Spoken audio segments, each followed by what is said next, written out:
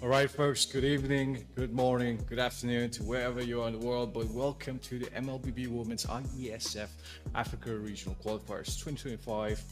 We're on to a great start. It's day one of today, and I'm your caster Linwell. Join me in the casting desk is none other than Sakota once again. Hello everyone. Today we're gonna have a few amazing matches, but this time not for the men's league, for the women's side of IESF. I'm excited to see what's gonna be different. We know that a draft in Africa is a bit different from the other regions, but still it was amazing to watch and see, and I'm excited again. Linwell, could you introduce the teams? Well, very well. So, and like you said, Sakota, there's a lot of eyes looking on towards these teams, especially since the first two are going to be a banger.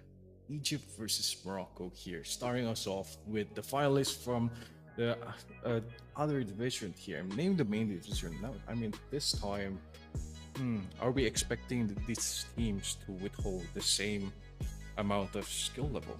It's the normal strong I side. mean, who knows? Maybe this time Morocco is gonna turn it around for Egypt and they're gonna take the dub this time, but still, it's gonna be left out to see. I'm excited, but who do you have for winning? Last time we had Egypt versus Morocco, both of us went for Egypt, if I'm not mistaken. I think this time I'm gonna go for Morocco. No, very well. So, it could be quite interesting to see here when we go into draft and see what these teams have for us. But then again, now since this is gonna be, I think, consisting of BO3 for at least the following two games following up. Again, like you said, Morocco, pretty good chance. And earlier though, Sakota, the drafts here. Is it gonna be the same scenario, or are we gonna change priority over to maybe the jungle role? It depends, but right now let's have a little group interaction regarding Group A: Egypt, Ghana, Morocco. Group B: Tunisia, Algeria, Nigeria. Group C: Madagascar, Namibia, South Africa, and Mauritius. We have seen these teams, but from the other perspective, from the men's side. I'm excited to see what's going to happen on the women's side. Who knows? Maybe they're going to be a little better than men, maybe more disciplined, as you could say. Perhaps could even be quite the case here. And like you said, though, we will be witnessing the groups here. Going to be split into three sections: Group A, B, C, respectively. Group A going to be consisting of, from the top, Egypt, Ghana, and Morocco, which we will be seeing face off for the first series of the day. But yeah, Group B though. It's gonna be a hell of a series, honestly, Linwell.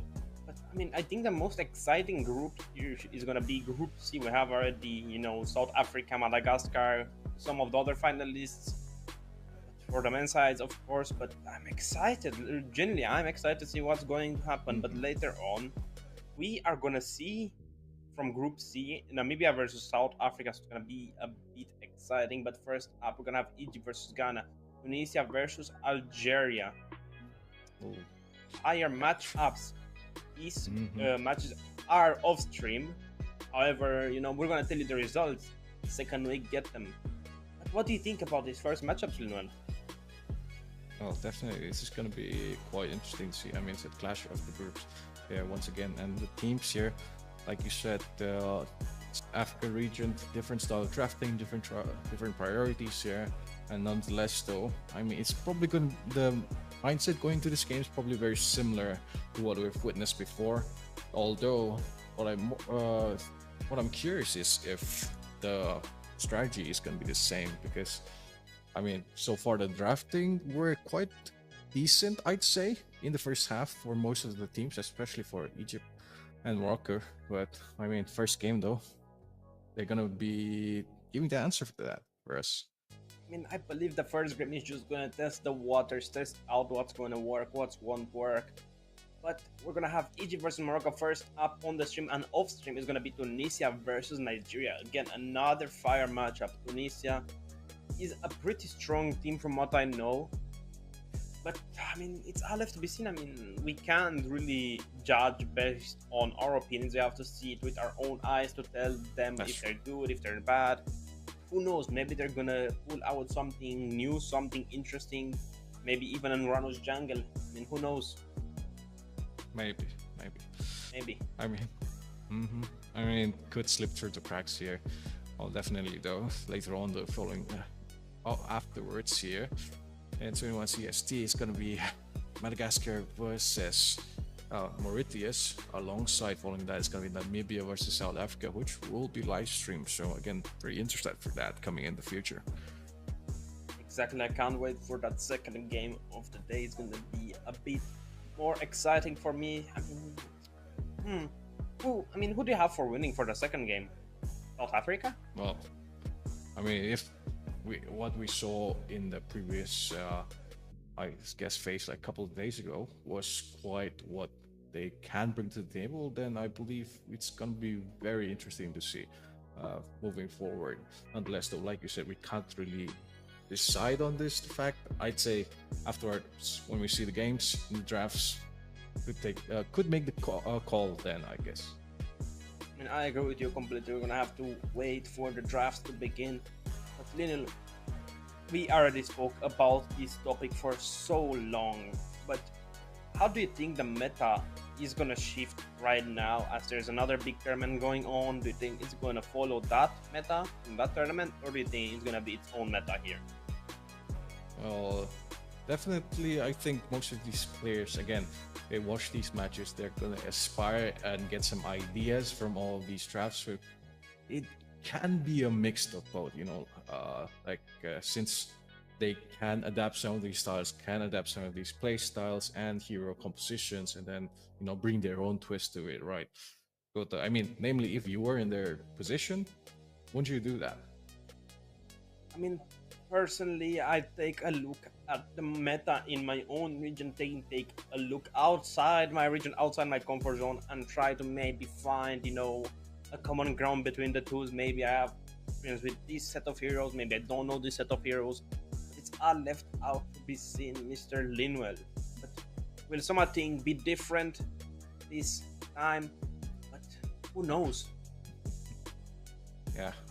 Well, I have to see here, folks, as group stage here is going to be shown.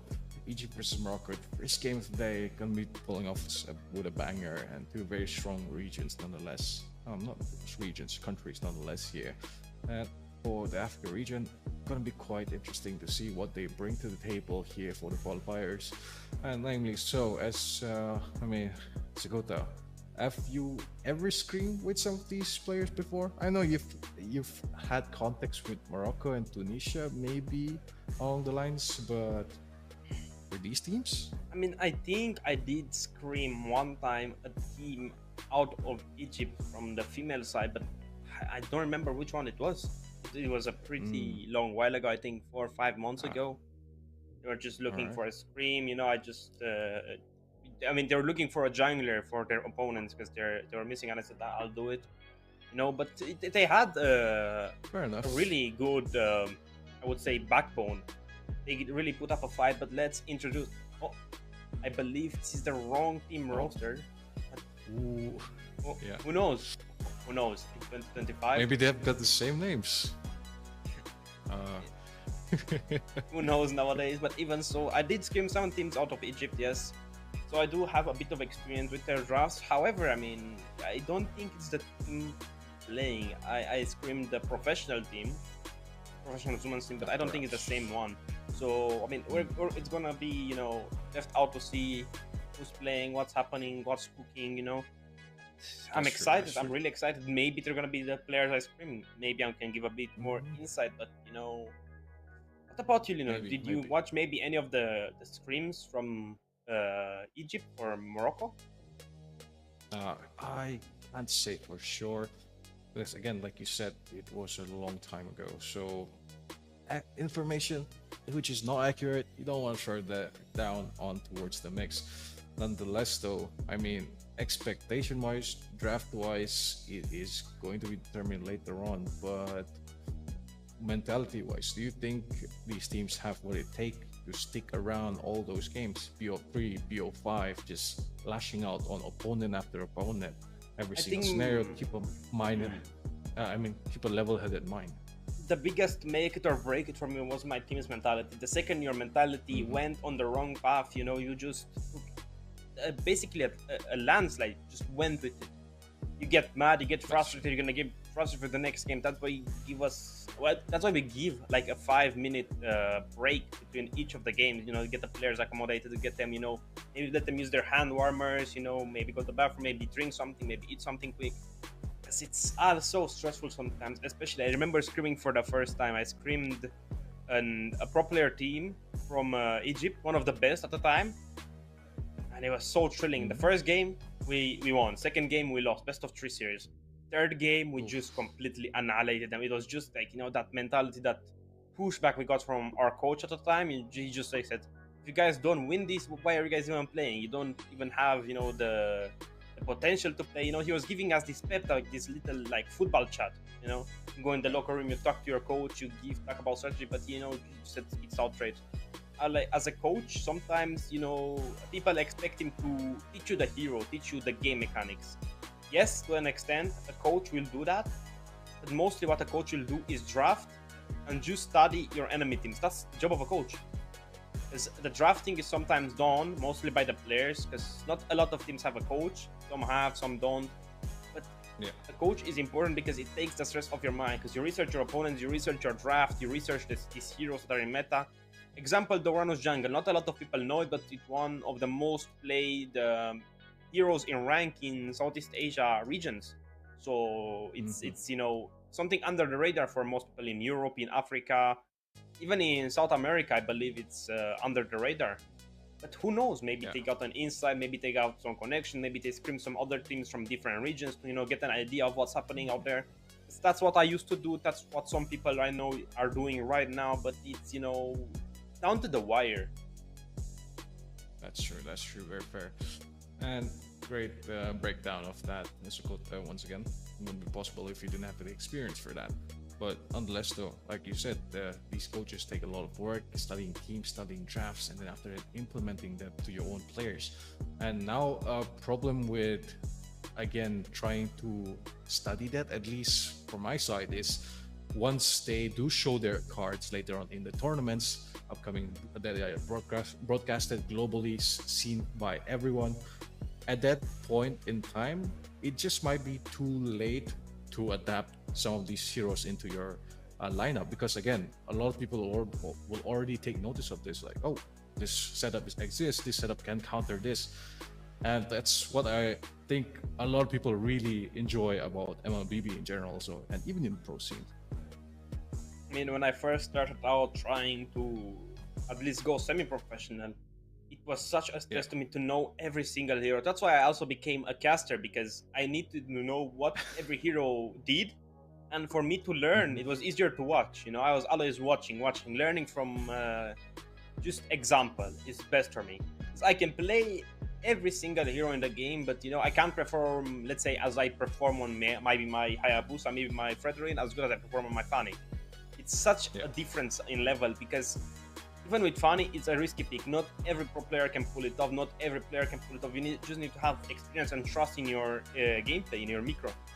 But for Fredrin, it's a bit more forgiving. You can be a bit more forgiving. You have a better kit for fight. You're a bit more tank. You won't make as many mistakes. As with Fanny, for example, you go for a straight cable, you end up in the enemy's mid turret. I mean, it's so volatile. Same with Hayabusa. Maybe you get pulled in by a Kalea, maybe you get kicked by a Cho. It's extremely hard to pull some of these heroes off. That's why you maybe don't see them, because it's all down to stress. But if you don't try it out, you don't practice them out, it's never gonna happen. It's never gonna work, because you just have to trial and error, basically. Yeah, and like you said, mentioned before, the coaches can give you some tips, teach you a little bit about these certain heroes, but you have to try them out for yourself, because at the end of the day, this is a game. If you don't enjoy playing it, if you don't enjoy playing certain heroes, if you're forced to slot into that role, it's only going to be for how long that you can stay in that position, or let's say, survive in that role. I don't think you'd be able to perform extraordinarily well unless you have really good in-app skill or in-app training. Like, even discipline also comes into it. But like you said, I pointed out all those heroes, the Fanny, the Fredrin playstyle, the goal is more to help get the objectives, help your teammates set up the team fight, be your frontliner. But meanwhile, with Fanny, you need to get those precise positioning, have the right timing, and get the right target. Sometimes even, you can snowball out of control but that is only possible if you have great map awareness. Another thing I noticed when I was playing, let's say tryhard, itemization is extremely important. If you don't get your items correctly or emblems correctly, it doesn't matter. You can use a pro player build, right? But sometimes, especially on jungle, I'm speaking from my own experience here. Yeah.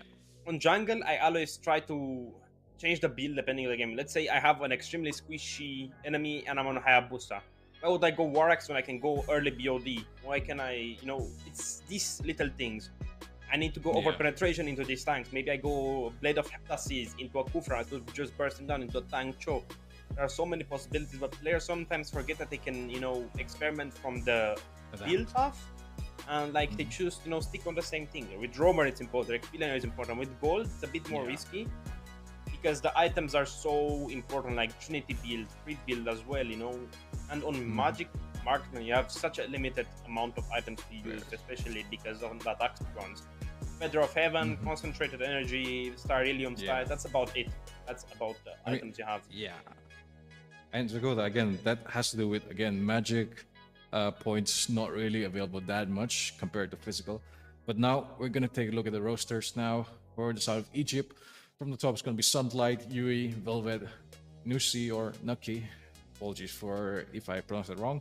Favan, sorry, but their name's gonna be Engi Beshai, Rawan Farouk, Adil Feto, Norhan Arafa, and Ala Ibrahim. Okay. Sakoda, are these the familiar names? I believe Velvet is a familiar name. I think Velvet is a familiar name. All right. It's down to the gameplay. If Velvet is the jungler, I think is the same one I played, and she has an extremely good hero pool. But the only problem is her retribution. That's what she needed to work on a lot. Her retribution. She had good hero pathing, good clears, everything. But let's take a quick look at the roster of Morocco. We have Nero, Niku, Nightfall, Nezuko, and Yumi. Aya Lamirat, Raja, Erbib, Israel, El Lamin, Isrin, Medchukot, Fatima Zahar, Baghdadi. I mean, I apologize if I got the names, a bit butchered up, but I tried my best. It's a bit out of my vocabulary. Good. I mean, I tried my best. I mean, yeah, you do what you work with. But even so, we are gonna head, I believe, soon into the draft.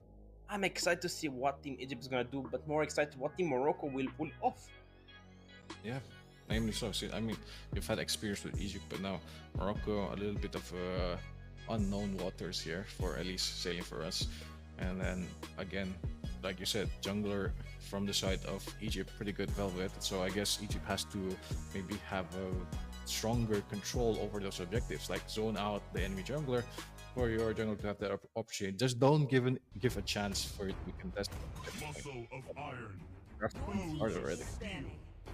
Gacha getting banned out. I'm expecting to see the Kalea getting banned out, the Baksha getting banned out. Those are the most strongest roamer right now, in my opinion. Shu can fit in there. Arlot extremely broken as well, but he's more of an explainer. But you have to get a proper team comp for him right there. Even so, I mean, Baksha, Kalea, Arlot, top 3 roamers in my opinion. Then you have Chu, and then you have Baksha. I mean, that's I think my top 5 right now of the season. So I think that's what you get a bit rid of, because Kalea it's extremely broken into an assassin team comp. If you, let's say, have an enemy Joy, with Kalea you can completely cancel out her dashes. We're going to see the Rhinos getting banned out on the side of Morocco. I'm expecting maybe the Ardot or maybe even the Kimi / Farsha to get banned out. We know those heroes like to counter each other a lot, but it's going to be nice to see what they could. Yeah, definitely. So probably can maybe understand the draft a little better after we see the second phase of the bans, and like you said, frontline presence already banned out very strongly. So I guess Egypt wants to go for a strong backliner to maybe so that they won't get dived. But then again, there's still pretty strong XP laners who can dive in the backline pretty strong. And again, the Kimi being banned out. This is going to be pretty obvious for Morocco, I guess, to counter ban. I mean, it all depends on what they want to pick. XP laners can be extremely strong, but if you have 2 good XPs facing against each other, it's going to be basically an even Steven straight. However, what's most important right now in this patch is the mid lane.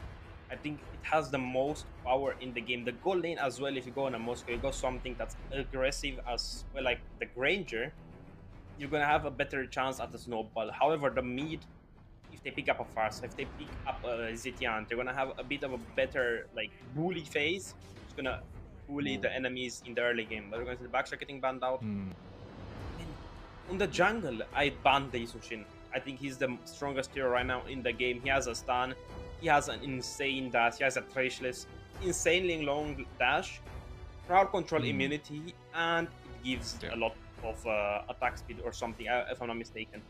Even so, the first is gonna get banned out and just not give them that chance to get a trade. Maybe they're gonna go for the Jukshin slash Zetian. However, I think Morocco needs to ban out the Yusushin. I think Yusushin, Lancelot, they have to go. Some of the strongest junglers in the game. Both have immunities. Lancelot has the best execution in the game. I mean, so far behind Suyu. I mean, there's not that much you can do against a good Lancelot. He's on good MS. He's on the right track. You know, he's just completely decimating the game. Yeah. Pretty hard to lock down unless you have a hardcore controllability, which most teams don't really like to go for the suppression or the Franco or Kajak. Again, a little bit off meta. We did see some teams in the South Asia pick off the Kajak jungle, but in this meta, I mean, it's very risky to see if these teams pick it instead of one getting banned. This means the Zetian get up. Jukshin, Yusushin, Lancelot, as you said, the Kajak jungle is good, but you need to have a proper team composition for it. You need to have damage on both sides. You need to have a somewhat damage XP laner, and you need to have really good burst in the mid lane. So I don't think Team Egypt is going to roll out for that. Even if you have a roamer damage, somewhat just to help you kill the enemies. Because if you have 3 front tanks, you're not going to do anything. You have, let's say, 4 views, you got Katkacha, Fredrin, how are you going to kill stuff? With those 3, you cannot. That's true. Or like you have an Uranus, Arlot, let's say, again, Badang. You have a bit more of a chance because you have 2 roamers that have possibility to do a ton of damage. So it all depends what team Morocco is going to pick. I think they need to go for the trade, and they're going to go for the Irritel Badang. Okay. Marksman pretty early on here. Yeah. I was going to say, Irritel extremely early into draft. There's the Granger out. There is the Moscow, which is another great pick. But who knows? Maybe Nezuko is a pretty great marksman. Maybe a great Irritel. Maybe, who knows, global? Perhaps. I mean, as you're saying, again, the Yushin goes unchecked now. I guess they didn't up the mage because Yushin already picked out, but Egypt slowly shows a very dominant first draft here with the Phobies also being picked. But question is Morocco here. Badang could be slowed out, flexible, but the final pick until the next phase. Do they want to pick off the jungler? Because again, it just might get banned in the next. I think they need to go for the Hayabusa here. Morocco needs the Hayabusa. It's a pretty decent counter into the Yisunshin. Same with the Lancelot. If you get as fed as the Yisunshin, you're gonna be a bit, better off. However, you pick the marksman a bit too early, so you're gonna be forced to go for the mid or roam right now because you have to ban them out. Because you're gonna ban in the second phase, marksman will not get countered. That's obvious. I think that's why you pick the marksman early. But if you don't go for the roam slash jungle right now, you're gonna be in a very bad spot. Well. Thinking about it instead, export. Is it export jungle? Once again, we've seen export jungle very dominant in the Africa region. Export Chrome as well. Yeah, I mean that happened just only one time. I don't know if Morocco wants to pull it through for this game. Who knows? You might be onto something, Skoda.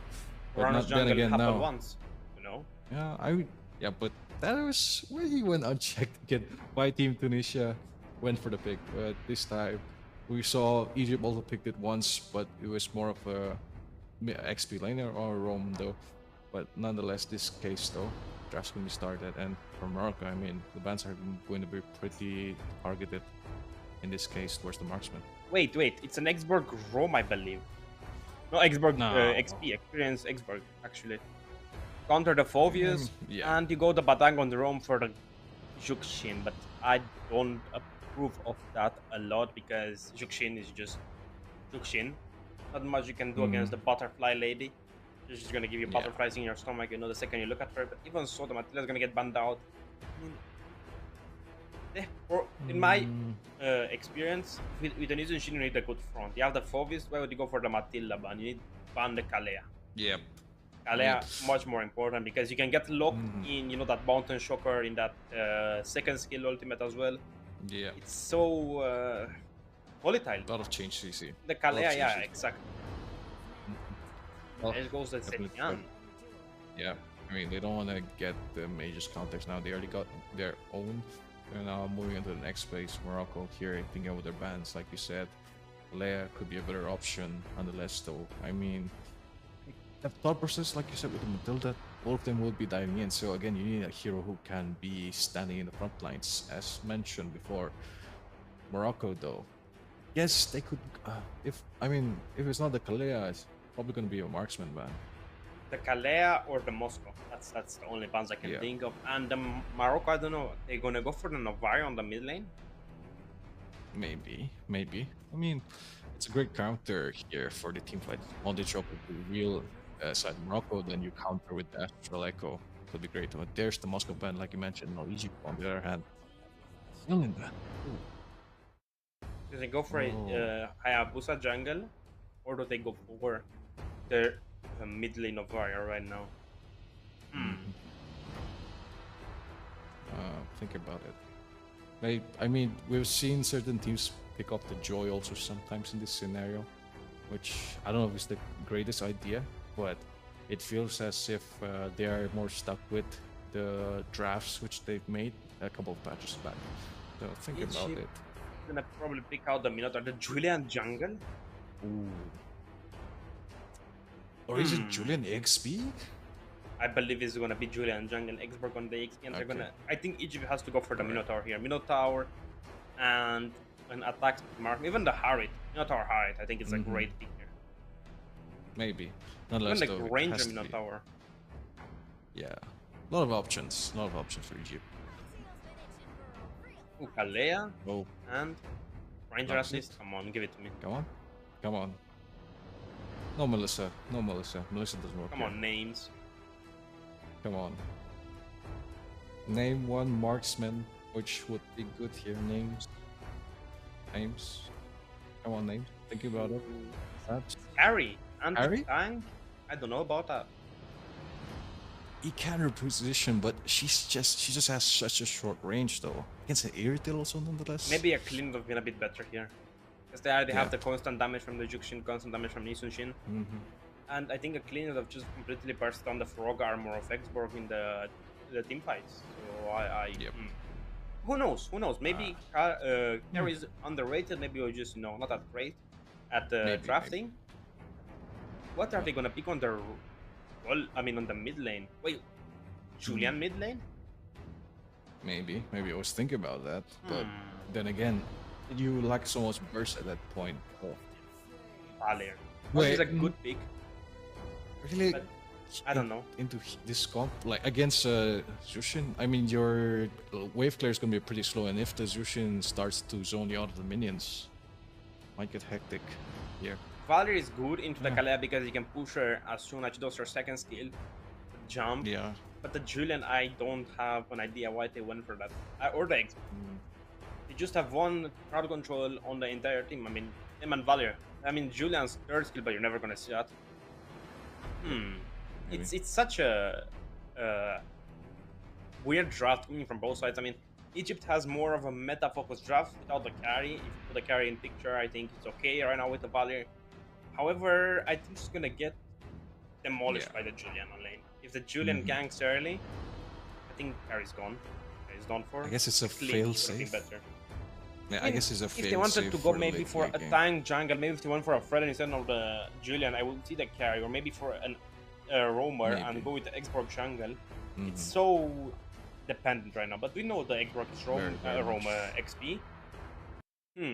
I mean, we're gonna see how it plays out. Meanwhile, Definitely. We'll be heading into the game, folks, here into the Land of Dawn. Gonna be once again the Mlbb Women Iesf Africa Regional Qualifiers 2025. Day number 1, Egypt versus Morocco. Starting us off quite strong. Egypt on the purple side and Morocco on the orange side. I mean, both junglers going for a blue, so Arjuna is gonna have a bit of an advantage clearing that because of his new passive that allows him to do extra magic damage to the creeps, but they cleared at the same time.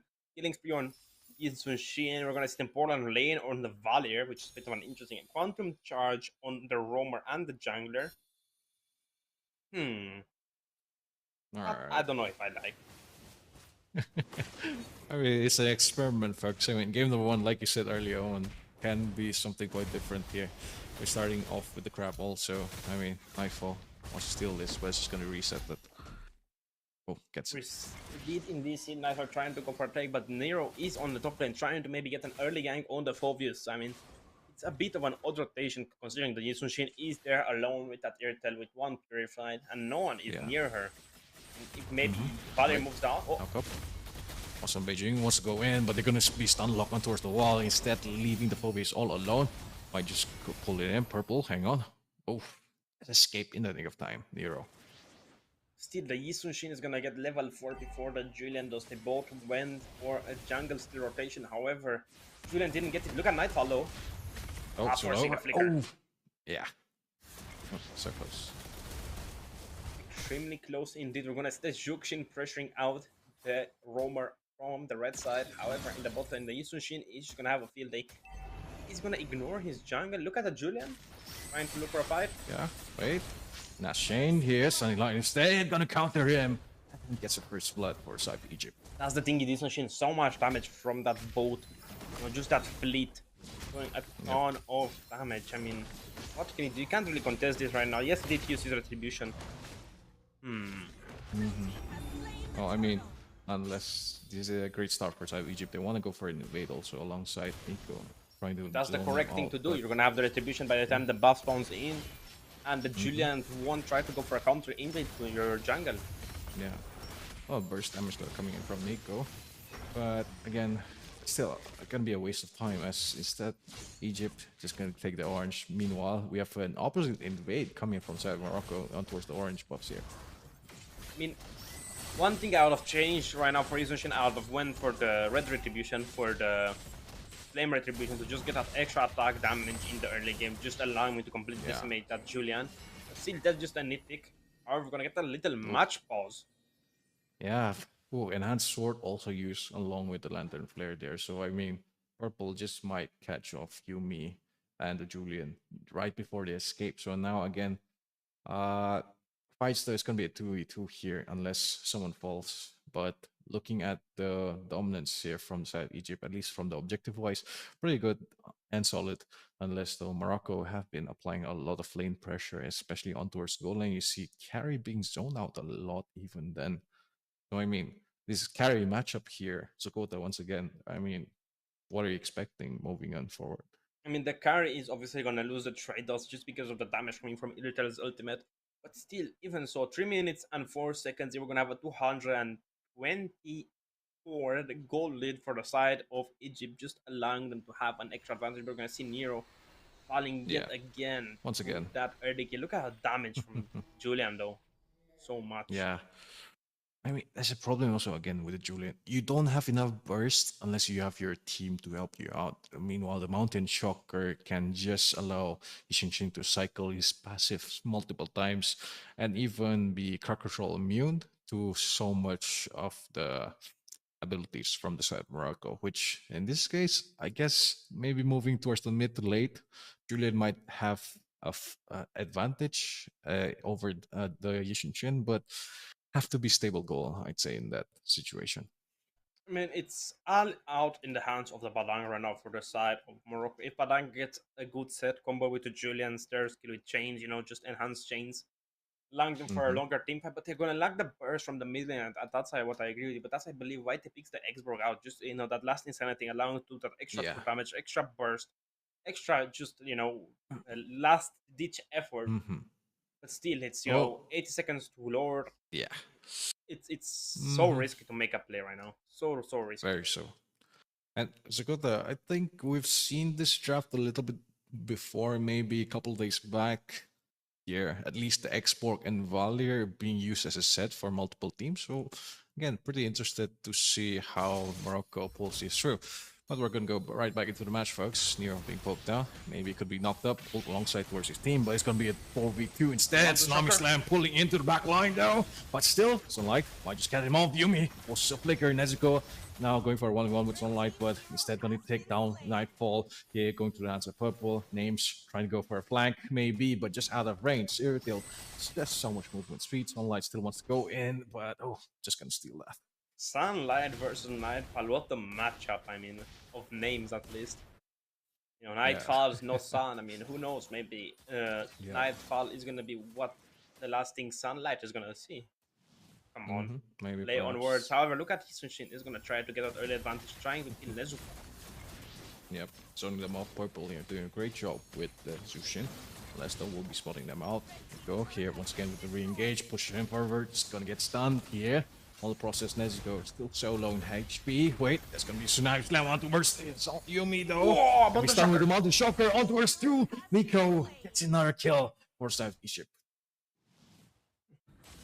They got that kill on Yumi, allowing them to get an even bigger goal lead by about 2,200 gold. Turtle has indeed spawned in right now. Hisushin is gonna go for a little red buff creep to just heal himself up.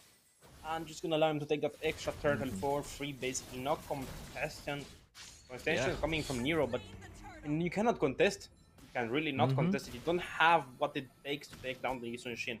Just has too much mobility, too much damage so far in the early game. He's gonna go for the Hunter Strike first item, maybe even just for the Fury Hammer War Axe combination. But we're gonna see Conceal on the both roamers. I mean, Badang, Kalea, Conceal. Yeah. Usually you see the red roam just allowing. Oh, hang on. Tsunami Nobody Slam. targeted with a Tsunami Slam. Doesn't have the crowd control immunity. And Name's gonna get the kill onto that. 5 members of South Egypt falling back here. Once again, they got the job done. Bot lane already open and pushed. Now the top lane is gonna be next target. Nero is gonna be ready to defend this and see on the map. But Yumi also alongside to give him the support here. Purple trying to zone it off, not trying to make them two meet together and have a consistent team play. Although Enhanced Sword is just gonna allow him to escape. Nonetheless, though.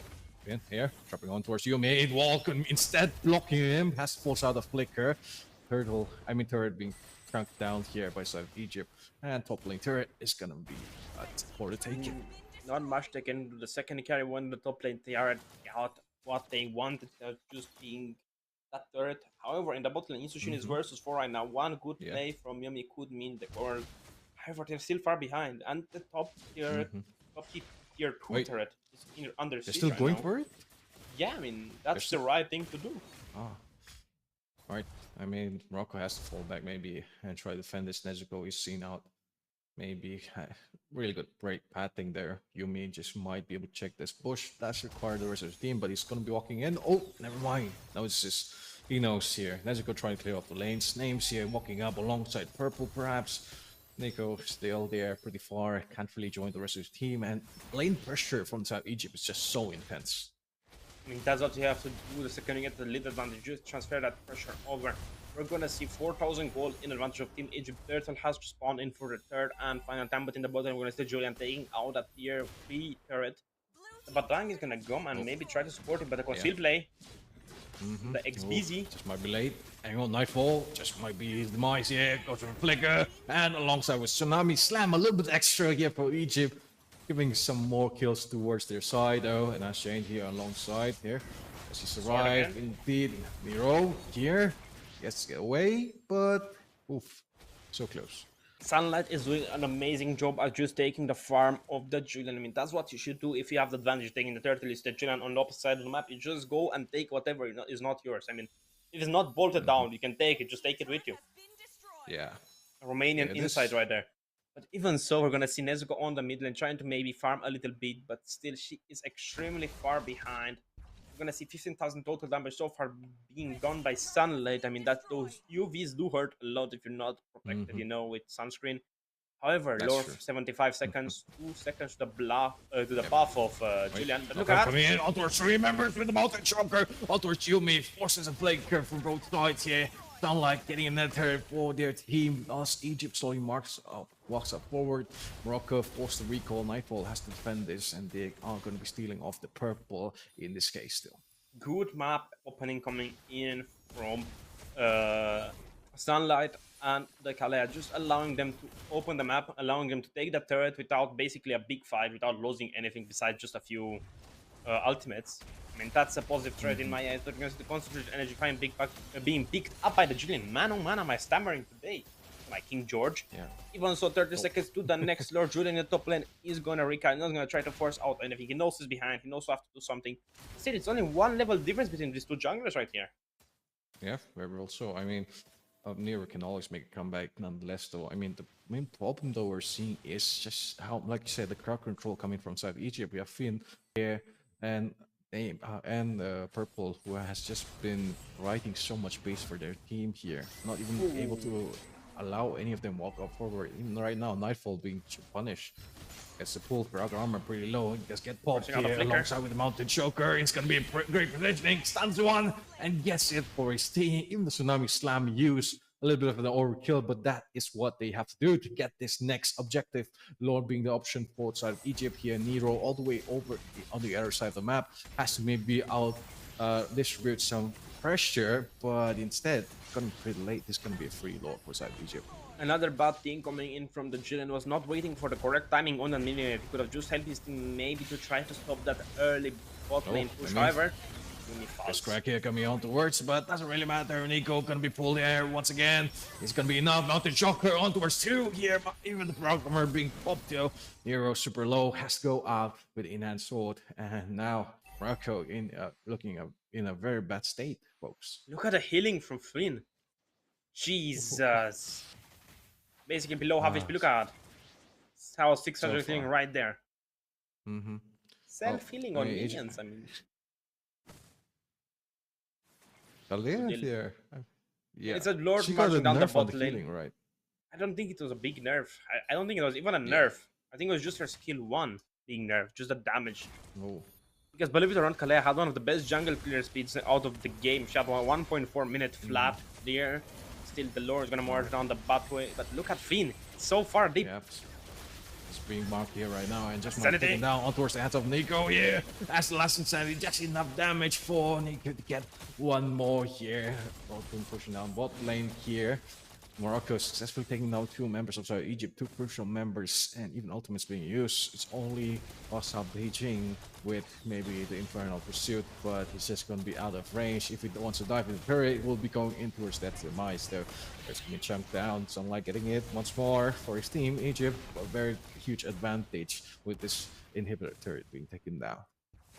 I mean, not much Team Egypt could have done there. That was a big mistake, just allowing Finn to be base, just giving them free advantage, free farm for no reason. Both of the kills were gotten by Nico, but still, I mean, not much you can do, right? I mean, that was a mistake. It happens. Right? Mistakes happens, you know. It happens.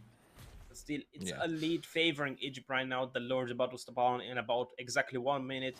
Are we gonna see a top tier takedown? Perhaps minions are being chunked out super fast though, and it's already gone, already cleared here from Morocco. They know exactly what they have to do. Next waves will be pushing in though. Is this gonna be once again a clear? We're gonna see all of the waves matching up. Conceal play. Oh, coming in. Okay, maybe good go for knock up. On the Choker also could be landed perfectly when covering over, but instead just waiting for a bait instead for the rest of his team to take down third, namely names here. Mount Choker used to clear also in Egypt, not overstaying their welcome, perhaps. I mean, that was a big instruction coming in from the Yisunshin on the top lane alongside with Finn. What would they do to defend this? Can they defend this? I think they can. That's a big question. Yep. Well, but I think they just might lose their turret in the process here. Once again, Sunlight and Names chunking that down. All inhibitor turrets down for the side of Morocco. Can they defend? Knockup coming in alongside with Tsunami Slam on towards Names. But a flicker play on towards with the fence crack is just enough for Morocco to take down 2. As one by one, they slowly start to resurface. But Names still standing strong, getting a double kill for his side with the purple. Might just walk up, but still so far away in range. It's the problem. The carry has to fall back, and if you want to full commit, has to flicker if is needed, but still playing it safe. Maybe perhaps Yumi also zoning it off, and will have to be falling back. And that was a pretty big outplay coming from the Xborg. I don't know if you noticed, but he did flicker with the last design towards Sunlight, allowing them to get extra farm. Oof. And now both of the roamers have anti-Krias, just lowering the damage from outside Beijing. A bit from Names and a lot from Sunlight. I mean, the most damage coming from Isushin is mostly the skills because you can just use them down to burst everyone up. And I mean, right now they have a chance to take the Lord. They honestly have a chance. Nero's gonna be level 15 in a few seconds, if I'm mistaken. But even so, it's not a big difference in their retribution. It's just 1 dagger difference. No contestation rate. Yeah, Purple just, I mean, zoning them off of the bushes so far away. Lord already more down to low HP. Takes it down though. They're going for engage. Conceal Blade coming in, but the flicker. What's up, basing? Gonna be messing out here Ooh, on fancy Shocker flicker. also alongside on Nico.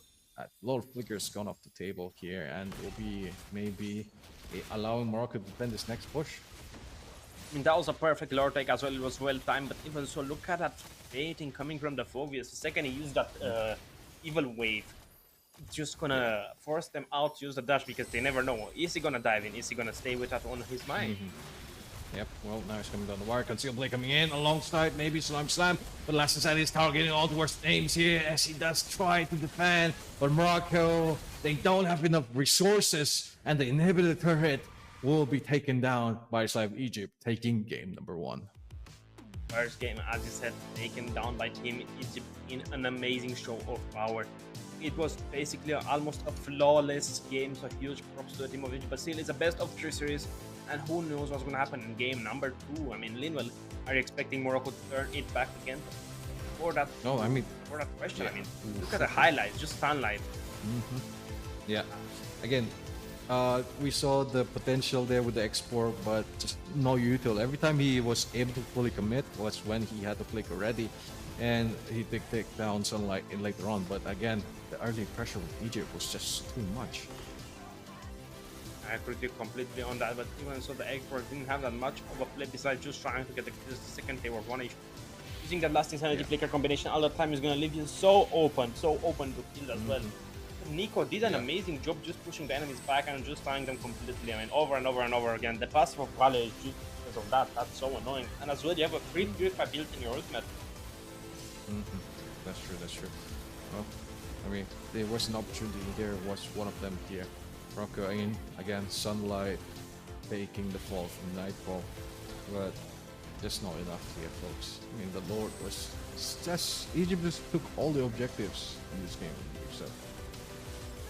They invaded extremely early in the game, allowing them to take an extra early lead.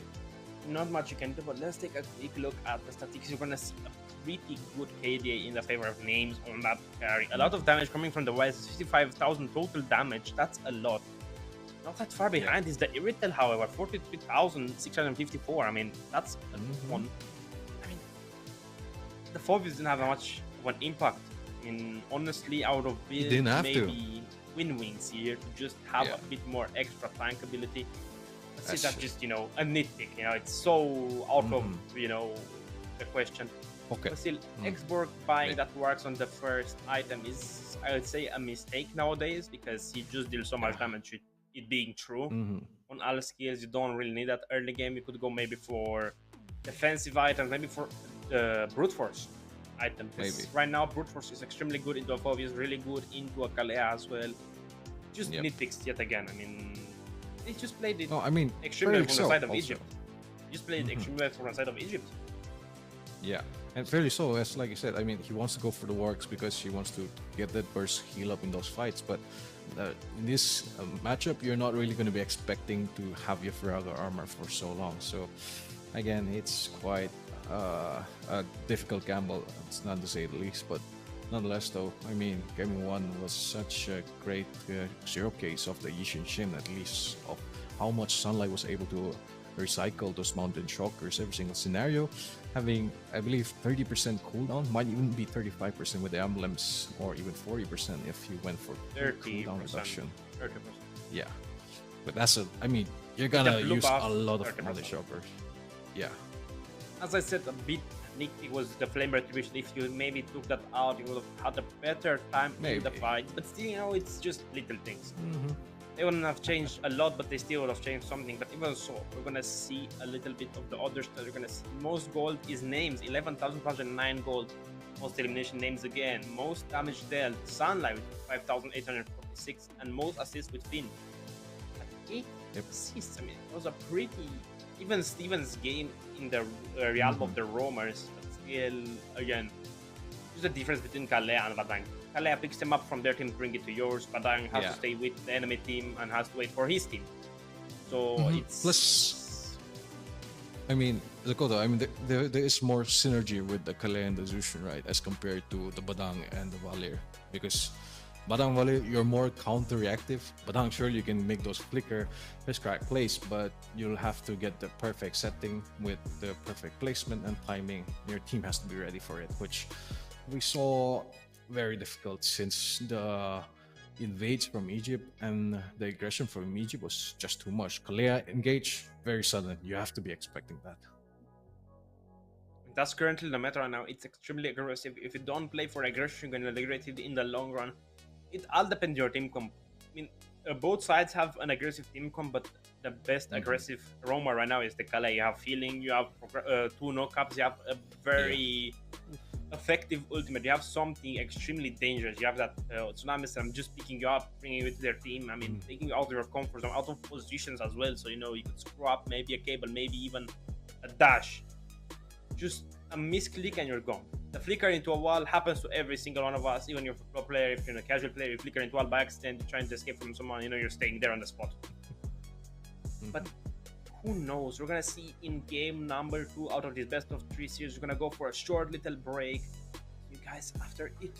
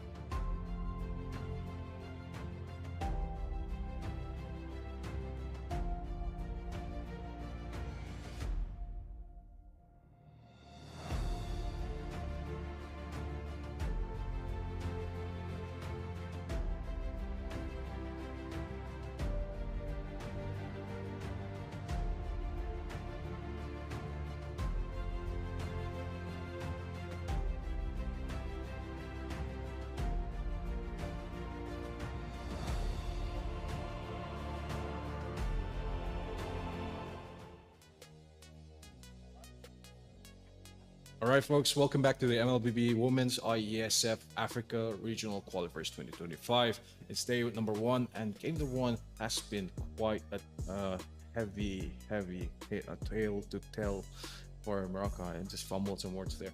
But again, now they're on towards match point here. Egypt took the first game and took them by a landslide here, folks. Morocco, they got to pick their bags and maybe counter back pretty hard.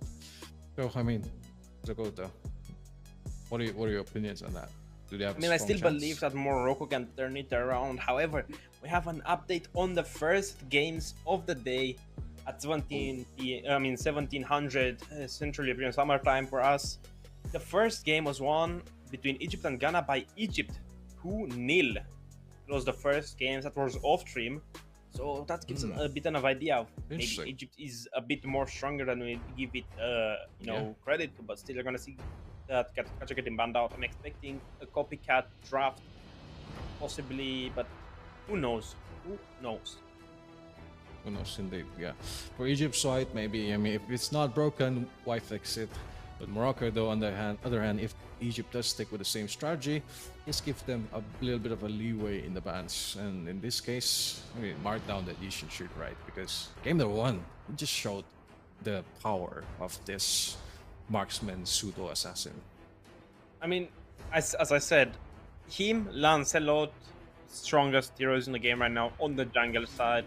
A little bit behind is the Fredrain, Funny, Poseidon, all these five are strong. You're gonna see exactly the same bans. Rano's gonna scratch Kimi. I mean, if you're gonna see the first, if you're gonna see what was on the side of Morocco, that was banned out. Not mistaken, it was the 1-1 also. 1-1 on the last. Yeah.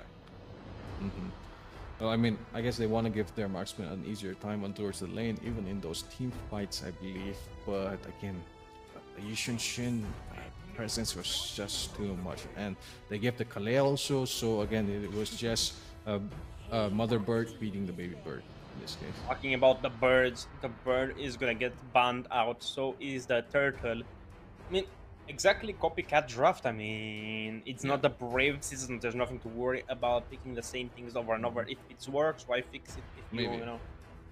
I want to see a Funny though. We haven't seen a Funny, I believe, this entire time. Yeah, not even once. I say. I guess Baxia maybe before in the Funny. I guess maybe in the Europe regional qualifiers a couple of months back, but and this time, I guess Fanny players are on the sleeper right now, because I mean she's pretty difficult, at least in the meta, if you don't have a good hand on it. But the last man though. I mean, it depends in what draft you're playing the Funny, but you're gonna see this getting banned out. We saw it in the hands of Purple the other game. She was completely dominant with it, just completely zoning out the enemies from the turrets. Not much you can do to a Juxin mid in the trades. I mean, the Zetian is left open, Yisushin is left open. I still go for the Yisushin one. No, nothing. Take the Yisushin from my hands if I was first pick. That's true. That's true. Maybe a friend. Egypt also did that. Nah. Yep. Drafts predicted once again, folks. Yushin was the first pick for Egypt. Man. Game 1, but since he's banned out this time, it's gonna be the Yushin. Are we gonna see Morocco picking up the 1-1 this time? Perhaps, might even be possible. But besides the 1-1 though, I mean, we were talking about the Arlet in game number 1, but either these teams didn't really pick them up. XP laners like the Lapo or even the Yuzhong weren't really seen, at least. I guess maybe this game we might see them. I mean, it depends on whoever is drafting. We're gonna see the Badan getting picked out again. I don't think we're gonna see the Uritel again this early, or the 1-1 at least. But the Lilia is gonna get picked up. Okay. I don't know about the Lilia. It's a pretty great mage, but she lacks mobility. She lacks a stun, and you know, Zetian has a bit of mobility, gives you a speed boost, and has basically 2 stuns. One pushback as I'll consider a stun, but still pushes you back, and the ultimate itself. Yeah. I was thinking maybe Morocco is going for an invade composition, but since the other team did try that strategy falling through the first series of the previous tournament, but Egypt here, on the other hand, Zetian second pick here, pretty strong coming in. I mean, what will Egypt pick on the second phase? Ooh, really great. I really like this. They're just taking the basics, nothing to get extravagant with. No, Zetian, Kalea, Yisun Shin, core 3 right here. Nothing to complain about so far. It's a great job. Morocco, only thing to complain about is the Lila being picked up so early. Especially the Badang too, because you're risking basically a dual swap. If you go for the XP right now, you need to go for the jungle. Just look in the jungle, forget about it. They can maybe pop the Badang in the XP, maybe sweep it out for an Arlok, or maybe put something different in the XP side or the ROM side, because it's too risky right now with Badang. He's a great roamer, but still, he's, I believe, for me, top 7 right now on the roamer list. You know, he's good, too vertically reliant, too squishy early game. You need Thunderbelt as a first item, you need 10 stacks, and you're gonna need the ear, they're gonna pick out again. Too early, too early. Yeah, I guess they want to ban out the 1-1 now from inside Morocco. But again, we don't really know if Egypt wants to pick it up in the first place here. Because I wouldn't pick again, the 1-1 here. Nope, Yeah, nope, it no 1-1. doesn't work out. Into a Iritel, a 1-1, definitely not. A Bruno I'd pick here. I'd ban the Bruno out. Well, thinking about it though, Egypt on the other hand, like you said, first draft, very solid. Though, what would be a great XP lane to add alongside? Because you already have a die frontline, you Arlot, have Foveus, great vision, anything. a lot of options, Anything works. right? Anything works on Okay. XP right now. You have the Definitely Calais, so. you have stun on mid, you have stun on jungle, 3 stuns so far. Morocco, 1 stun. Time to drop the Yeah. beat of the flag. Right, again. Joy getting banned out, one getting banned out. Ah, On the Egypt side, I'd like here a clean, a Granger, or maybe a Brute, just completely ruin the Black Suit and just steal them away from the Lilia. yeah. I'm just played out very early on, and I mean, this is gonna be allowing the Phoenix Descent or even the Mountain Shocker to land the critical blow towards Morocco. Which this time though, I mean, they're thinking about the next pass. They banned out the 1-1 earlier in the first one, but again, is it gonna be another marksman ban? Like, you're giving a lot of leeway towards Yum here in the laning phase, but the rest of your lanes, I mean, they gotta focus more on towards that mid river control. I mean, not much you can do from the side of Morocco. You already gave away your jokers. You already gave up your ace, but Telemis is gonna get banned out. And Melissa into Iritel. I don't know. I wouldn't pick that. I wouldn't draft that. I wouldn't go near that. What will Egypt ban? Will they ban out a jungler? What possible? Hayabusa is open. Lancelot is open. Will they ban out the Julian to just say we respect it? Or will they ban something like an alpha? Completely maybe cancel out the Yushin dashing potential. Hayabusa, there it is. Yeah, very so. What else? No. What else is there for Egypt to pick? Because I mean, Morocco has the second first pick. They have to go for the jungler or the XP right now. Or slash Rome. You could go for the Minotaur here, great pick. You could go for the Valentia here, decent pick. I mean, what else is there on the mid lane? Well, not really much here. I mean, they already got the Lilia, so now Morocco instead. I mean, Oh yeah, that's right. I forgot about the Lilia. yeah. Damn, oh damn. only the jungler and the EXP laner if the Badang is going towards the Rome. So again, in this case, front it has to be a jungler that faces off well against the mage as well as the Yushin. But I mean, it's not really much options, right? Lancelot. Lapu Lapu. Great pick into the city, and really Finally. great pick because of the bravest fighter. You have immunity to crowd control, and the passive of Zetian won't punish you back, you know.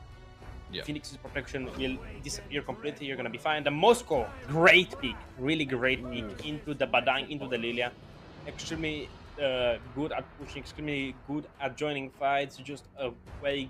I mean, after the revamp, Moscow went from here to here, like in picks rates. Yeah. Such a great Just hero, and the Esmeralda stop on it top up. of that.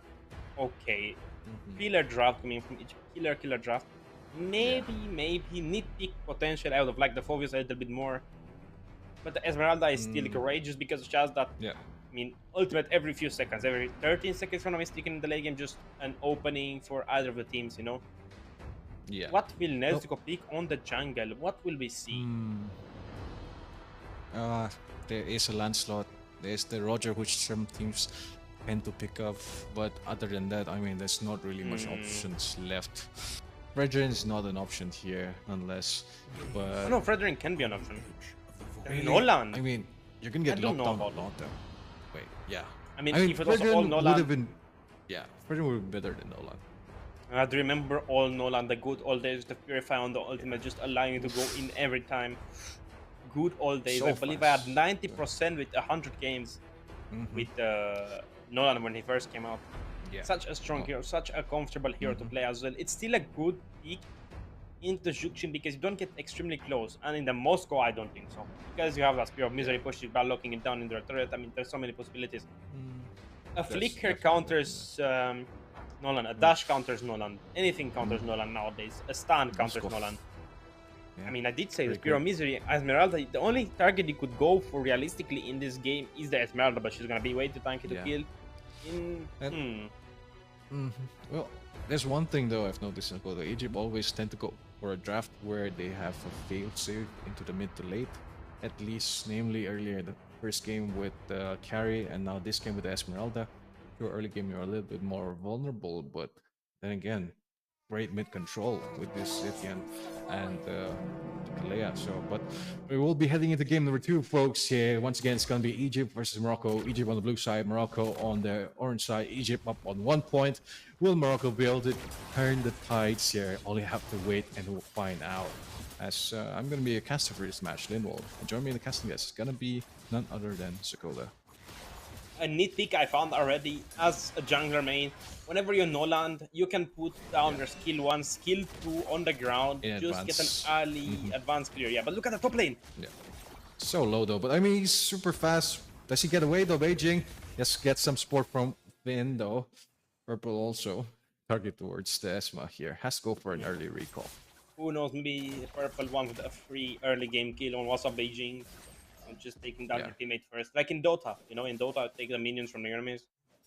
Yeah, that's true, that's true. I mean, it's a decent strategy unless they have to change things up, so this was the change. But now, jungle leaning towards the bot lane here. Gold lane more of a prio. Might see sunlight. Try to dive out the Nolan here. Hero, might just get it. Yeah, he does. He got it. He got it. Mm-hmm. Pretty good emblems so far coming out. No, wait. The Nolan got the Oh. retribution. Sunlight didn't get it. He didn't get that enhanced retry. Now he just got it. Ah. And Yumi is in the bot lane. Nezuko Yeah. is indeed losing the lane, but still she can just turn it around one skill. However, look at Finn. Yeah, it's being Big chased big now. slows. With the blooms maybe here, but again, can't really land the target. Turtle moon spawning in, but now Egypt with the map control. And Egypt indeed has the map control. 4 seconds to the first turtle of the game in the bottom. We're gonna see the Moscow still dominating the lane. He may be getting a kill during this turtle fight, and he will know that Aaron is there, so he's gonna be safe to clear and maybe even freeze the wave. But Wait, what's up, Beijing? top lane? Hang on, Finn just might be He's trouble. fine. Ah, flickers out. Here, has to clear out the minion though. He wants to get a level 4. What's up, Beijing? Gonna be spotting out here. 2 other members. Nightfall. Let's go with the Brave Fighter. Perhaps maybe dash it in. Let's try to go for a stun, but retribution from Sunlight gonna steal that. As Phoenix descend lands with a Tsunami Slam. What's up, Beijing? Pick up Nero. Although Sunlight can be targeted by Nightfall, but he's all alone here. Has to try to dash out into safety, and maybe will be able to do so. Yes, indeed. That's Exodus! very destruction. Missing. Just missed by a Clearly. slight margin. However, look at names. He almost killed out Nezuko. I wouldn't Yeah. stay there. I would go maybe that back bush and stay there for a while. Let the minions crash in my turret. But look at Nero. So much damage. Yeah, Fracture coming in, Nightfall. If you want to go for the burst, well, that was the opportunity, but has to clear up the lanes instead now. Yeah, Morocco leaning more towards the bot lane, just might go for the target on towards names. Extremely good play coming in from the Moscow, just freezing out the waves, allowing the minions to just basically ruin themselves for him. Oh, in trouble here, perhaps. Tsunami Slam, not even being popped though. Nico gonna pick him up instead, putting Morocco on the scoreboard. Morocco is indeed 1,000 gold behind already. One turtle just given a much more lead, but even so, 1-to-1 kill ratio. Names is gonna be getting ganked out in the bot lane. 3 versus 1, 4 versus 1 in a few seconds. But Nope. look at that Shin. He revealed everyone. Yeah, Sunlight wants to walk up maybe. Nico out of range here. Does get through on the way on the choker. Nico solo HP has the black boots if he wants to get away. Nightfall though, all the way from top lane with the re-engage. Well, it's gonna be answered though by What's Up Beijing catching off 2 here, perhaps chunking on towards the Lapu. Doesn't use the Starfall descent though. Waiting for an opportunity for the rest of his team to funnel through. But just playing around with fire right now, just wasting the time of the side of Morocco. Wasting time is a very well said think of what they're doing. But even so, Nezuko just got her level 5 compared to Moscow at level 6 already. Extremely huge lead in terms of level and goal, just allowing him to Yeah. become those kills. And he gives Oh, it for Finn. Rosa side. There you go. Oh, been targeted there. Has the purify, but didn't pop it in time. Name's gonna take him down, and now it's gonna be a 3v5 on towards the turtle. Never mind, gonna be rotating back onwards. Sunlight is gonna be able to take this turtle as well without any contest, and that is just a great opportunity for Egypt, perhaps.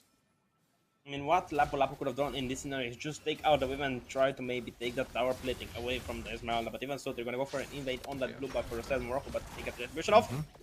There you go, Break Spider. Trying to go to Win, but he just dashes out into safety. Sunlight does have the Mount Shocker if he wants to use it, but oh, Yummy dash out out of that range. Nico being chunked down, a lot of burst damage from the side of Egypt, but all the while Nero positioned patiently here, waiting for a fracture opportunity, but nonetheless, bot lane's gonna be targeted instead. Nezuko gonna be marked by Finn. As Phoenix Descent stuns him on towards that. The name's gonna be able to take down the turret. Flicker play with a massive tsunami slam on towards Nezuko here. Name's gonna get the next kill for the side of Egypt. Flicker Tsunami Slam combination coming from Finn, but I mean, good trade. Tower plating, you got the tower as well, and you got the goal laner. SOD! Yeah, Nightfall gonna be next target. Oh, not gonna be pinned on the wall. Instead, spacing it perfectly well for Morocco to go for that wall back. The bad guy hasn't made a play so far, but even so, Sunlight is at an extremely high advantage. He has, I believe, 1.5 items compared to one of Nero. I mean, that's a huge lead. Yeah. Nightfall doesn't have the flicker, so he's a prime target to take for Finn, but he doesn't have the Tsunami Slam ready to go. Yeah. In the bot lane, though, Sunlight. Hang on. Pops in the Mount Shocker. Lands it in also. Let's go solo on HP. Sunlight finishes him off. Gets another kill, but it's going to be marked by the 3 members on beside Morocco. Fracture also going to be used, but Phoenix Descent just to stall it out as the Astral Falling Star Moon lands on towards 2 here. Hey, hang on. Where is Wider? Nightfall. Trying to survive. Out of range. Guess we're stunned. Instead, push this back the rest of Egypt, but all the while, look at Names. He's just getting turret by turret here plating as Yummy falls to the hands of Egypt. I don't know what Yumi was thinking there. Maybe to just try to close the distance between the two things. Maybe just trying to get break to their junglers. However, they have to maybe go for a pickup on Finn. He doesn't have anything. He doesn't have nothing to fight with, but still, no commitment. The mobile. That was what Beijing gonna be the one to catch Nero off guard. Nightfall doesn't have the dash available to escape. Instead, gonna be stunned. Oh, Master Beijing picking up that kill as he just waves Lapu goodbye. Though nonetheless, Names here going for a fight, perhaps, but just playing safe. Gonna be focusing on the turrets instead. More of the objective game here for the side of Egypt. It's an extremely good play coming in from the Moscow. You think that SOD maybe just for the vision was enough for Team Egypt to take that turtle free. And a kill on top of that, and the mid turret, bot turret transferring over the momentum. Esmeralda is going to be the front liner for the Moscow in this scenario. Just too much pushing, too much protecting, too much pushing. 3 turrets in just 1 minute. So fast. That's a big difference. Yeah. I mean, Egypt here is having a very comfortable game right now in their hands. Morocco, on the other hand, finding difficulty on marking down those targets. Finn, though, goes with the Tsunami Slam on towards Nightfall with a Phoenix Descent, landing on towards the backline and allowing What's Up Beijing to easily walk up forward. Probably going to get a kill on towards Nightfall, perhaps. Yes, indeed, he does. Killing spree for this Esmeralda. Yummy going to be next on the chopping board, perhaps, though. Doom's going to deal a lot of burst damage. Nezuko targeting on the backline, maybe going to get through, though. What's Up Beijing surviving matter, sliver HP. Nico is going to be the one to take him down as Egypt slowly by slowly are trying to fall, but hang on, Name still standing proud and strong. Fracture coming in, but that's gonna be popped as Nero gets the revenge kill. A massive shutdown for side Morocco. The little ignition emblem coming in on Clash. That's I love it on that Nolan. In pure age, you clear a bit faster, yes, but that little ignition just gives satisfaction on a kill that he wouldn't possibly have gotten. Even so, Egypt still took the better trade. They lost their the marksman, yes, but they won a turret, they won almost a shield, and they got 3 kills out of it.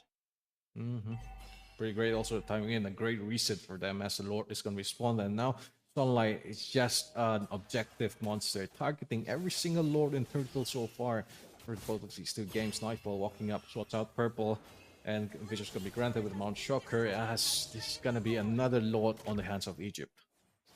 I mean, right now, the only thing they can do is just wait out for the door, which is about to march down in a couple settings, just waiting for a timer.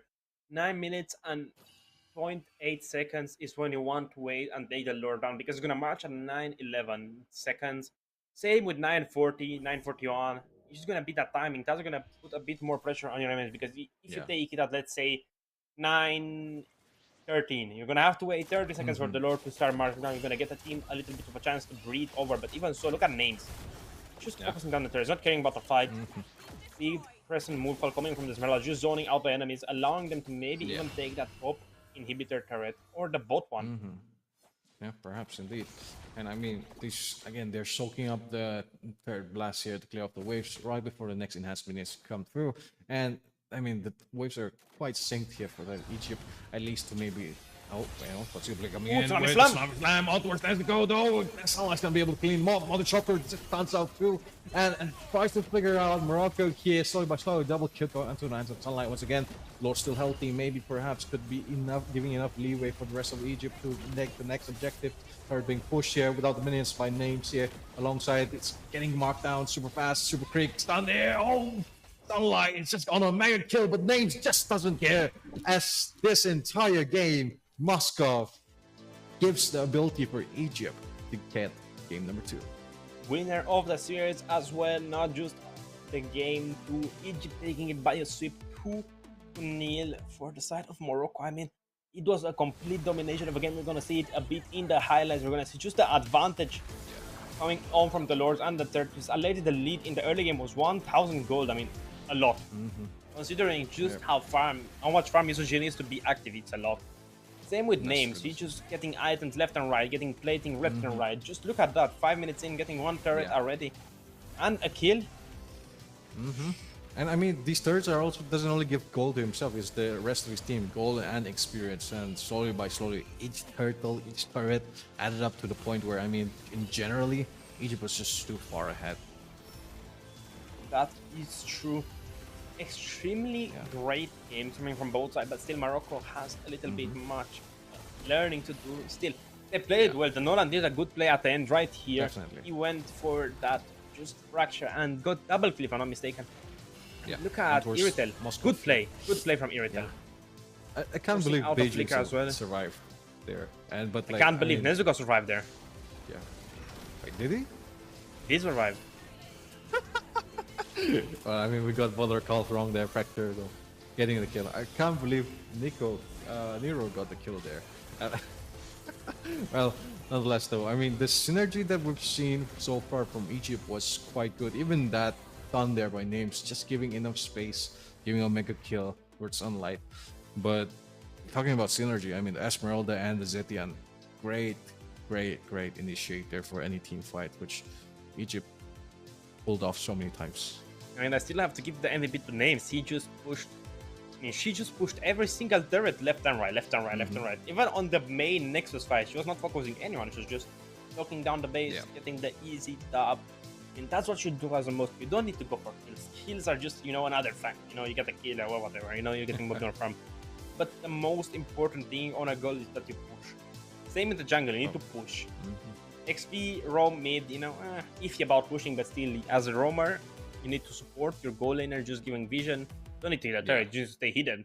The presence alone is going to protect your roamer, just showing on the map, or even just one mere glimpse of you. It's going to scare away the enemy team from maybe trying an in-game, but still, 10 minutes, 28 seconds, you're going to see nothing interesting about the build so far. Lapu Lapu going for that Borax again. I mean, it's a great build. Great item. He was going for the Brute for second item. We're going to see the Kalea with a fleeting time first item, allowing her to get those Tsunami Slams coming in left and right. Yep. I guess that's why we saw Finn being super aggressive on never, I guess, saving the Tsunami Slam for any given scenario. If there was an opportunity, she just fully committed, which, namely so, I mean, Egypt, such a Sigma grind set coming from all the members here, taking off this series here for a roller coaster. I mean, we're gonna see 3-1-8 compared to 0-0-1. 3 turtles, 1 lord, 8 turrets compared to the 1 turret from Team Morocco. I mean, that's an extremely big lead. 9,000 total gold, most gold on either of the teams going in the hands of Names. most kills, Sunlight yet again, most damage dealt, Sunlight again, and most assists, Purple and Fiend tying it for first place. Still, the Padang didn't have much of an impact as much as we liked, right? You know, I mean, we needed something to maybe try it for a pickoff, maybe a Minotaur. Yeah. Go with that, you know, Mino and Fury, CC immunity. That's true. Counter that Kalea ultimate, counter that decent shield mount of Shocker to continue doing those kills and killing your teams, but still. It was not enough. Not enough. I guess. Yeah. I mean, the early game, they did get the first blood, Morocco, from the Kalea pickoff, but I mean, that, like earlier we talked about it, it's just not enough. I mean, commitment was just not enough for the later on fights, or at least they didn't have the right opportunity, because again, the consecutive crowd control coming in from Egypt was just too much. But nonetheless, though, great attempt and great attempt, at least in this case.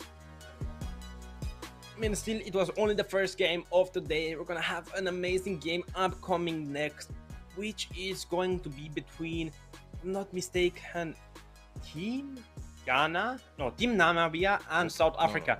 Yeah. Team Namibia and South Africa. Come on. Yeah. I was gonna say that Team Tunisia versus Algeria, Tunisia won that trade off on the off-stream game that we didn't see. But still, we're gonna head on a bit of a long break. Go get some snacks, some snacks, some drinks, some ice cream, something to cool you off in this very hot summer heat. We're gonna be back.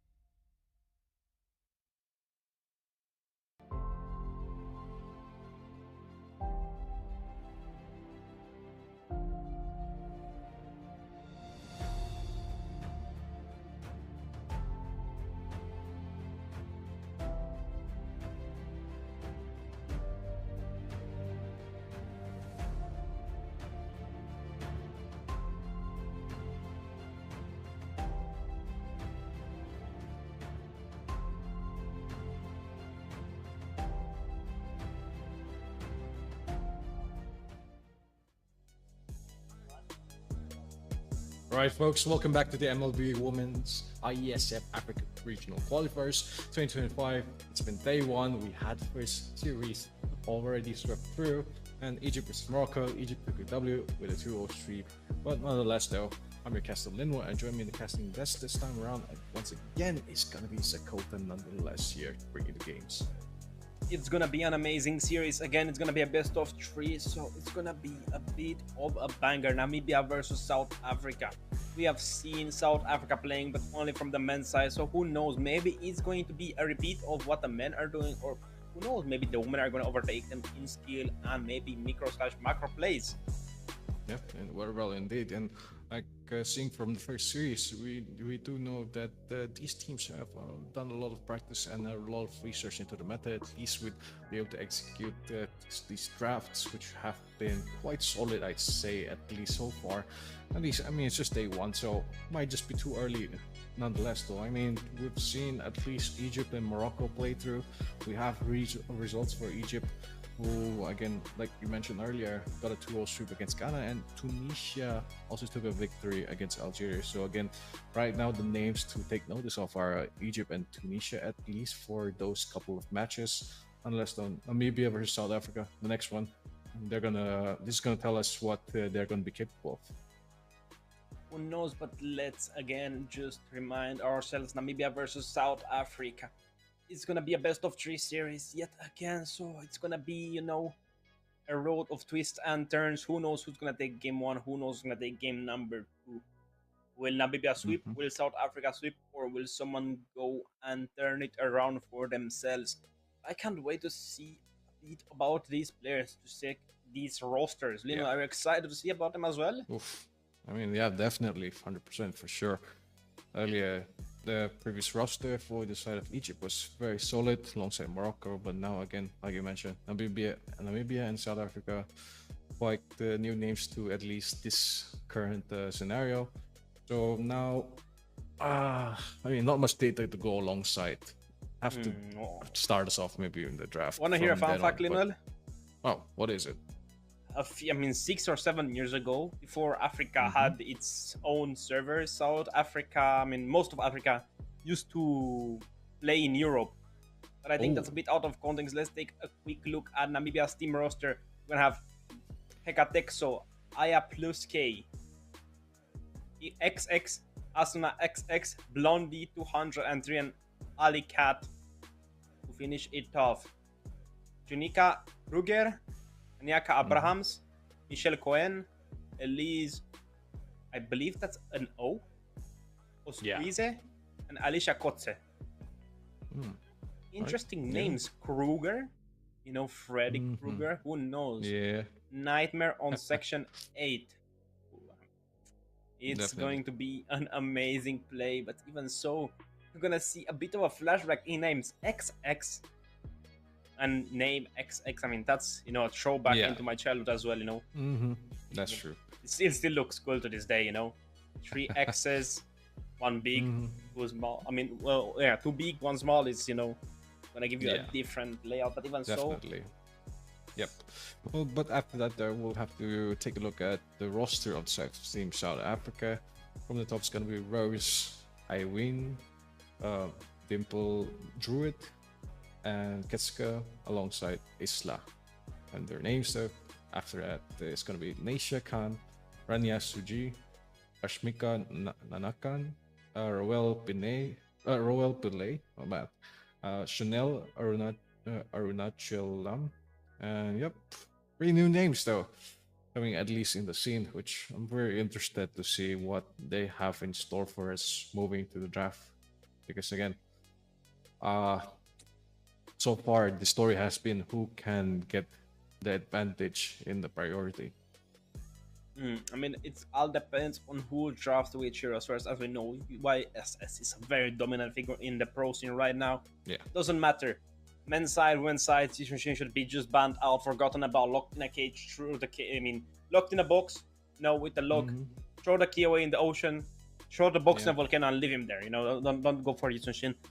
Leave the Uranus open. In fact, I mean, easy hero to counter. Uranus, pretty free. Not much, you know, he can do to win versus, and I mean, with him, He's extremely weak, Linwell. Like, Yeah, would go. totally. And Amon would counter Uranus in all Yeah, respects. totally. I mean, you know, Let's get like into the draft, Linwell. Are you excited? What do you Yeah. think you're gonna see first? definitely. I mean, so far, I expecting the teams to at least on the blue side to prioritize maybe the mage or maybe a good open pick with either strong XP laner, which we have seen a lot of teams. As we're speaking, we see the Shinjin has been banned out. Zigoda is smiling over there. You know what that Of course, means, I'm right? smiling, but we're gonna have South Africa on the left side, which is the blue side, and Namibia on the right side, which is the right side, and the red side. This is one of my favorite, banning out the Insun Shin. You know, keep the Uranus open, keep the dream dreaming. We're gonna see the CC getting banned out, which is a possible counter to Uranus. Maybe it's a stealth tell sign, you know? Maybe it's like, you know, a tell. Maybe they're gonna want that Uranus. I think Namibia should ban it out. They banned out the Matilda as well, which is a great peak with the Uranus, allowing him to rotate even further, just allowing him to get that guiding queen to move a bit more. Uranus is gonna get banned out, leaving out the Kimi, leaving out the Juxin, leaving out the Zeti, and we've seen all of these heroes just being dominant, extremely dominant heroes. Yeah, very well. So, South Africa side mostly prioritizing on the front liners and initiators. Meanwhile, we have Namibia. Those, I mean, falls back. They want Uranus. It is. South Africa wants Uranus. South Africa wants Namibia. If you hear me, ban it. Oh no! Oh, this. Imagine if they don't lock in the Uranus here. Imagine. Oh, no. It's too obvious. It's too obvious. Yep. Now, what do you even do at this point? Nothing. Uranus is just an unstoppable hunk of metal, you know. You throw a magnet at him, maybe that will stop it, but I don't think any hero in the game has magnets, and we're gonna see the flooring getting picked up, joined by the Aurora. Asuna XX is gonna take that Aurora into her hands and show us what that freeze can do. Maybe freeze a bit of Romania, you know, make it cold, but we're gonna see Kimi getting picked up by South Africa, another dominant hero. The first band out, so Namibia has no counter, but we already know that they have the Aurora in hands. What is South Africa going to pick? Are they going to pick the jungle? Are they going to pick maybe a roamer? Or are they going to pick a marksman? Who knows? I believe the Kimi should always go into the middle because they have a bit more of an advantage. He can bully. And the Lancelot, another great pick right here. Namibia should go for the Moscow. Yeah, Moscow definitely so. or a Hanabi. Wait. Okay. A little risky though here. Gonna be pretty vulnerable moving forwards. Team fights though, you do have the Aurora for the safety. Frigid Glacier can be enough, but you need to precisely time it in the precise position. So now the drafts are gonna be pretty obvious, I'd say. For South Africa, they have everything which they need. It's already set in stone. Now any other hero they pick, it's just gonna be a flexible adapt to open the space or the pathway for the rest of their team members here, namely the Uranus or Kimi or even the Lancelot to shine through. We're going to see the Alpha getting banned out as well. He's the Angela. I mean, Angela, I don't think it's a pretty priority pick right now, but the Alpha is a good counter into the Lancelot Uranus combination. However, the Hanabi with the Higambana can maybe just put a wheel or a cog, you know, can break off the cog in the wheels of South Africa's draft. I mean, maybe just slow them down a bit. Catching that Kimi off guard with the Higambana can be a thing. However, I don't think you're going to catch that Kimi just using the second skill is going to allow her to use her jetpack to fly away, but the Barang is going to get banned away as well. What is South Africa left open on the bans? They're going to ban out another jungler, or are they going to ban out an XP laner? Maybe they're going to take out, let me think, the Dyrot is an okay-ish counter into the Uranus XP lane. This is banned out already. What else is there left for them, Linwell? I think maybe the Esmeralda can be a good option, at least in maybe answering back into the mid game fights. Uranus will be soaking up a lot of attention, but again, you're going to be having easier time with the Florine, who can give you bonus healing. But nonetheless, though, yeah, it's going to be banned out. Ooh, the Esmeralda again, another great balance draft from South Africa. Namibia has nothing on the XP lane beside the Fovius, which is again a pretty good pick into the Fovius, into the Uranus, allowing him to just have a bit of extra healing. But they're gonna go for the Terizla. And South Africa is left with the Moscow on the table, the Harit on the table, the Nathan on the table, the Granger on the table, the Irital on table 5, extremely strong market, even the one-on, which is extremely nice into the Hanabi, extremely nice in the Terizla because you have that type capabilities and Terizla cannot catch up to you. Don't have an exact lockdown on Roma as well. You have a squishy support. Yes, she can heal you a lot. Yes, she can heal everyone with the bloom, but still with the one on, you know, both sides, you can just get someone low enough bait out that healing and have the Lancer go over and pick up the kills. The Kalea Yep. is a strong pick, another meta pick Mhm. for the side of South Africa, just showing the dominance in draft. And there is the Irritel I was talking about. What is Namibia's jungler going to be? Is it going to be the Soyu? Is it going to be maybe the Ling? Well, I I'm mean, feeling a Direct. I don't know why a Direct is in my hands. perhaps, but again, you're going to be pretty vulnerable now. Like Teresla being the main frontliner, they don't really have any other options. Has to be a fighter jungler. If not, then again, those team fights are going to be very reliant on Blondie to be the main setter, and you want to go for this flicker penalty zone. So I don't want to say it yet, but Namibia's draft might just be cooked here at this point. I think Namibia is gonna go for the carry on the jungle. I don't know why, but I have that odd feeling that the Karina is gonna be there. Or what else could they be? I think the Karina. Or the Martis. Okay. Wait. That's not bad. That's not bad. Not bad at all in combination with that Frigid Glacier and the penalty zone can just lock down their opponent. The Gambana can combo as well. Extremely nice, the penalty zone, just locking them all together in that exact space you need them to get hit by that Frigid Glacier. And especially with the Flora, you're going to be a lot closer to your teammates, allowing her to get more assists, setting her cooldown on that fleeting time, just allowing her to spam Bloom over and over and over again. Again, it all depends if the March is noble or not. Because now South Africa has the lead in draft, however, Namibia's draft is not that bad either. Yeah, definitely so. And again, you have the decimation to maybe finish it off all those team fights. And now it'll come down to which team can bait out abilities a little bit more efficiently, at least before those objective fights, if either of them want to prioritize that. For South Africa, you do have a little bit of leeway in, split push potential here with the Lancelot and the Uranus. I mean, right now the side of Namibia is relying extremely heavily on the Martis. As soon as Martis use that Immortal Coil, though, use that full phase Immortal Coil, is gonna be such an open target for Kalea to go for. I mean, that Tsunami Slam is just going to be devastating. I mean, you cannot do much against the Tsunami Slam, even on Martis. You have that skill to the Mortal Coil, as I said, with that two-step skill, but as soon as you use it, 7-second cooldown, you're in 2 seconds, you're melted by the Lancer, by the Kimi, by the Irritel. Extremely good poke. And we've seen how oppressive Kimi can possibly be in the middle, allowing her to just split push turrets, Irritel as well, Lancer as well, and Ramos can just go whenever he wants, wherever he wants. Definitely so, but we'll be heading into the match, folks, here. Game number 1 of the second series of the day.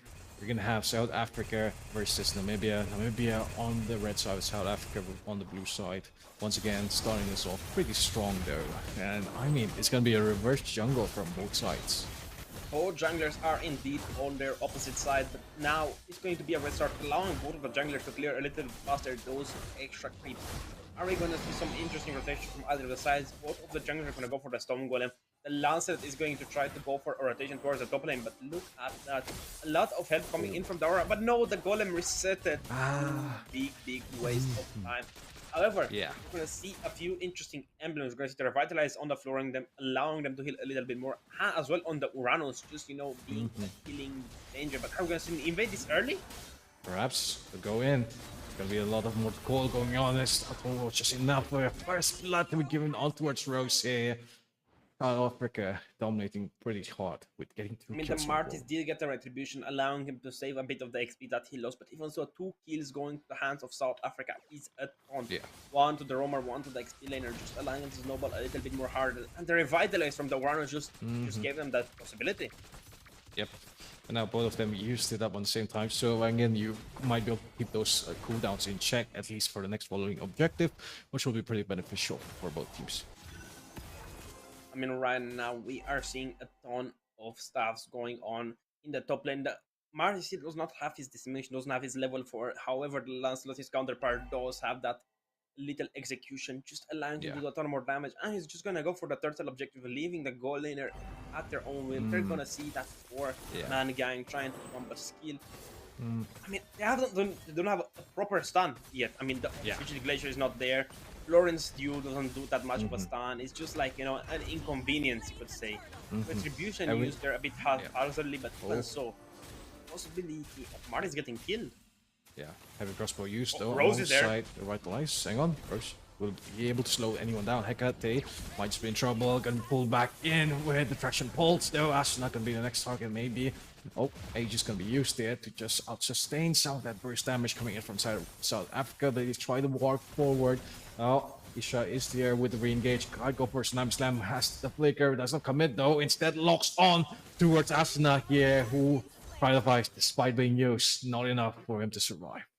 Actually, in the early game, I was extremely wrong. Rose got that blue buff from the Martis, just allowing her to save that mana to that gang on top lane, Yeah. allowing her to get another kill, the Thunderbelt, and level 5 advantage. I mean, she is the second. I mean, level 6 now. Okay. Yep. And that's what you want to see. Like, I mean, all over the map also, rotations, like cutting the waves here, before that, giving priority for your team. Great showcase of the Uranus. Right now, we're gonna see the Kimi going for the Sky Piercer first item. I mean, Lancelot, I believe he's gonna go for the Warx. I would go for the Hunter Strike, allowing me to get over penetration or distribution enemies. Even so, look at Rose. Yeah. She's gonna go in using Consecration, ton of damage over there. Very early on, popped gonna be absorbing 2 strong ultimates though. Hang on, just might go in. Traction Wolf's not gonna be landing here. Ketsuga solo on HP. That's a run to decimation, but gonna be frozen. Tsunami Slam on towards the back line here. Vitalize just to keep everyone healthy and strong. But the counter, Vitalize from Hecate managed to keep Ayaka survive, but Blondie falls in the process here. South Africa getting one. That was a sort of decent immunity coming from the Lancelot using that little execution. I mean, usually you use the turn rolls to immune the Martis' decimation, but still at that time, I believe he didn't have it or she didn't have it. My apologies, but even so, we're gonna see the Huskers going in the hands of Iritel as a first item, allowing her to dominate that lane completely, just allowing her to overheal the damage Hanabi's doing. Yes, she has that overshield. Oh, wait, So, Alicat might be in trouble, yeah. It's not in and locked in place. Age is also used, but doesn't matter. So much burst coming in from South Africa. Exactly, but right now, if I was the shot caller in the hands of Team Africa, I would say let's push the top lane. The tower still has the gold plating, however, the turtle is there. Rose and Ketushka are going to complete. Frigid Glacier comes through. Absorbing a lot of abilities here, Uranus. Diving onto his backline, maybe slowing down Asuna. Isla looking for a target here, perhaps for Tsunami Slam. But again, so much zoning done by Uranus. Turtle gonna be on the hands of South Africa. And all 4 members of Namibia just too far back to even contest this here. Isla, wait, looking for an opportunity, maybe, perhaps. Tunnels coming in. Rosier onto Osaka and Blondie, but position quite. It is gonna be a Tsunami Slam onto Asuna. That's Ketsuga picks up the kill. Double revitalize, double knock up here, triple make that even. Rose picks up killing spree onto Hecate and South Africa pushing down the lane. Oh my god, even in the point there was a kill going to the hands of the Iritel, just laying down Alika. Nothing much you can do. However, in the bot lane, the tower is about to be broken. In the top lane as well, so much damage.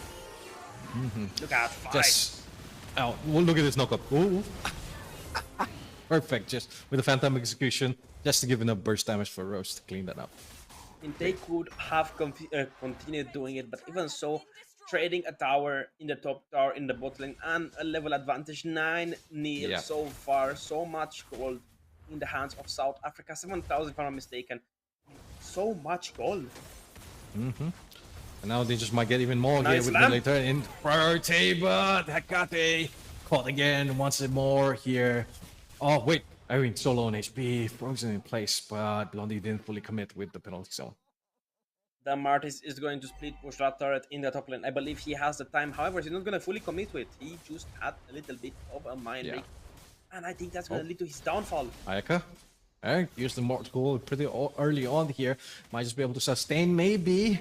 Dealing with a burst, but I mean, Phantom Execution. Ketsuga gonna pick up the kill. Not much you can do in that scenario. The Uranus is still on an extremely good KDA 404.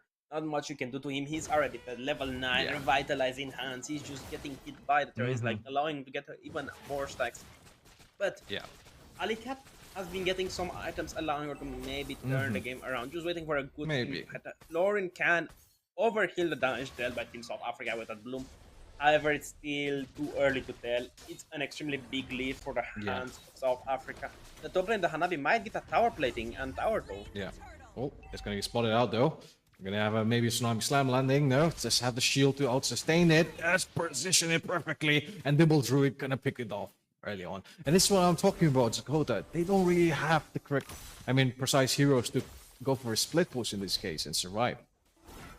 The only hero that could split push in their draft is the Hanabi, but I wouldn't have went there because the Yeah. Lord Turtle was up there, just opposite laning all the time, opposite laning. Yeah.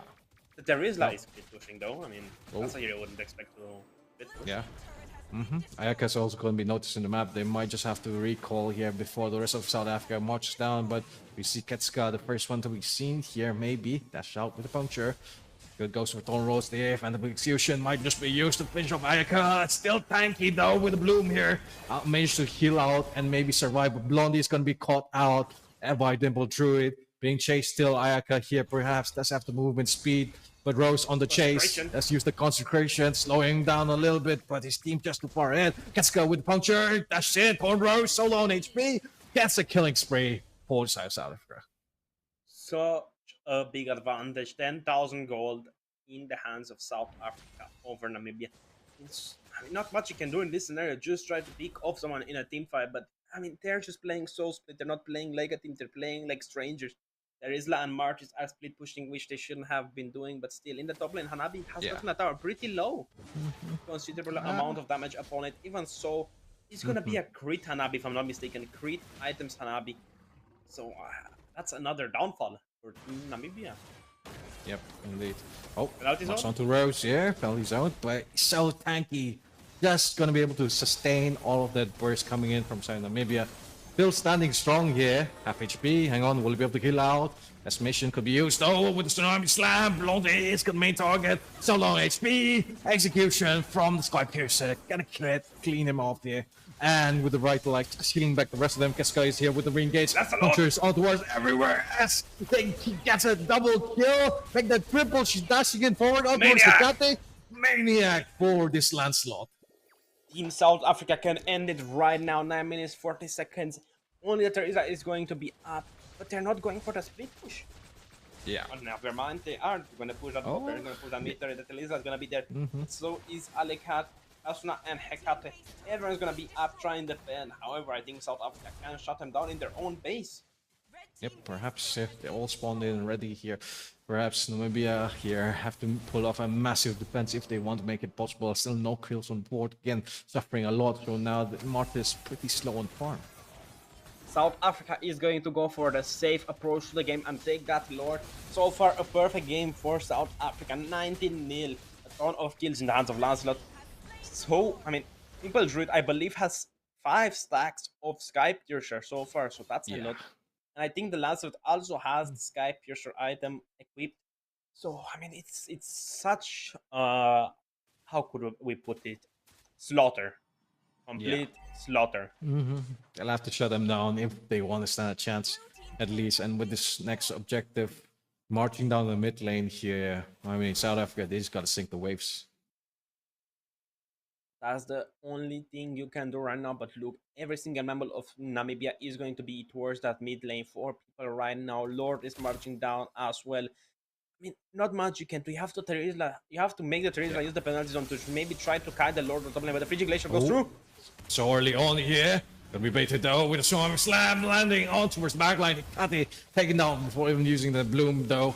Rest of South Africa want to end this space, maybe perhaps massive damage coming from Double Druid. Penalty zone locking in, but just too late. Blondie here all along the front lines trying to defend this, but Namibia takes the loss and South Africa takes game number 1.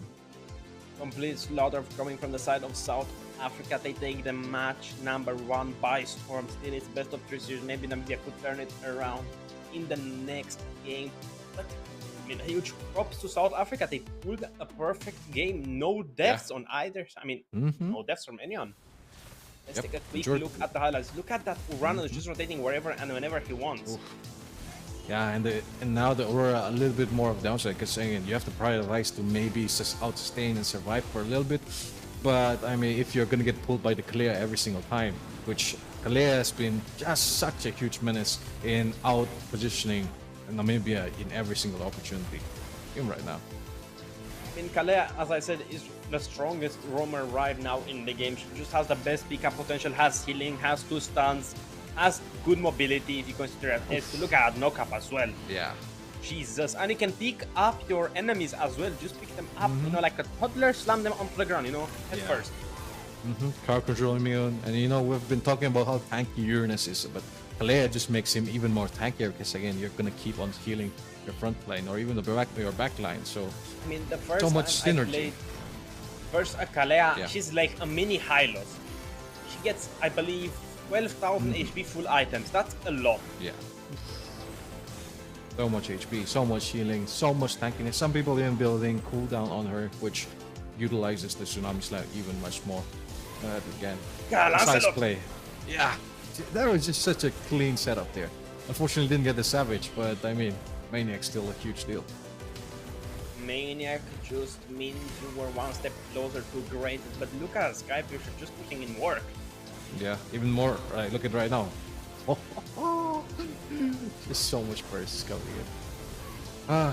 But I mean, South Africa, man, oh man, what a contender now, folks, for the top spot. Which they showed us definitely at least from this huge sweep.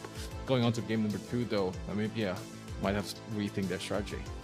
I mean, taking a quick look at the items right now, we're going to see the Thunderbell being the first item in the hands of Uranus, 2 Skypiercer for the side of South Africa, and as well, the Kalea, as you said, went for the fleeting time, but it was the third item after that Predator armor, allowing him to tank a little bit more damage from the Terizla, more damage from the Martis, but Martis, I think he just went for the wrong build.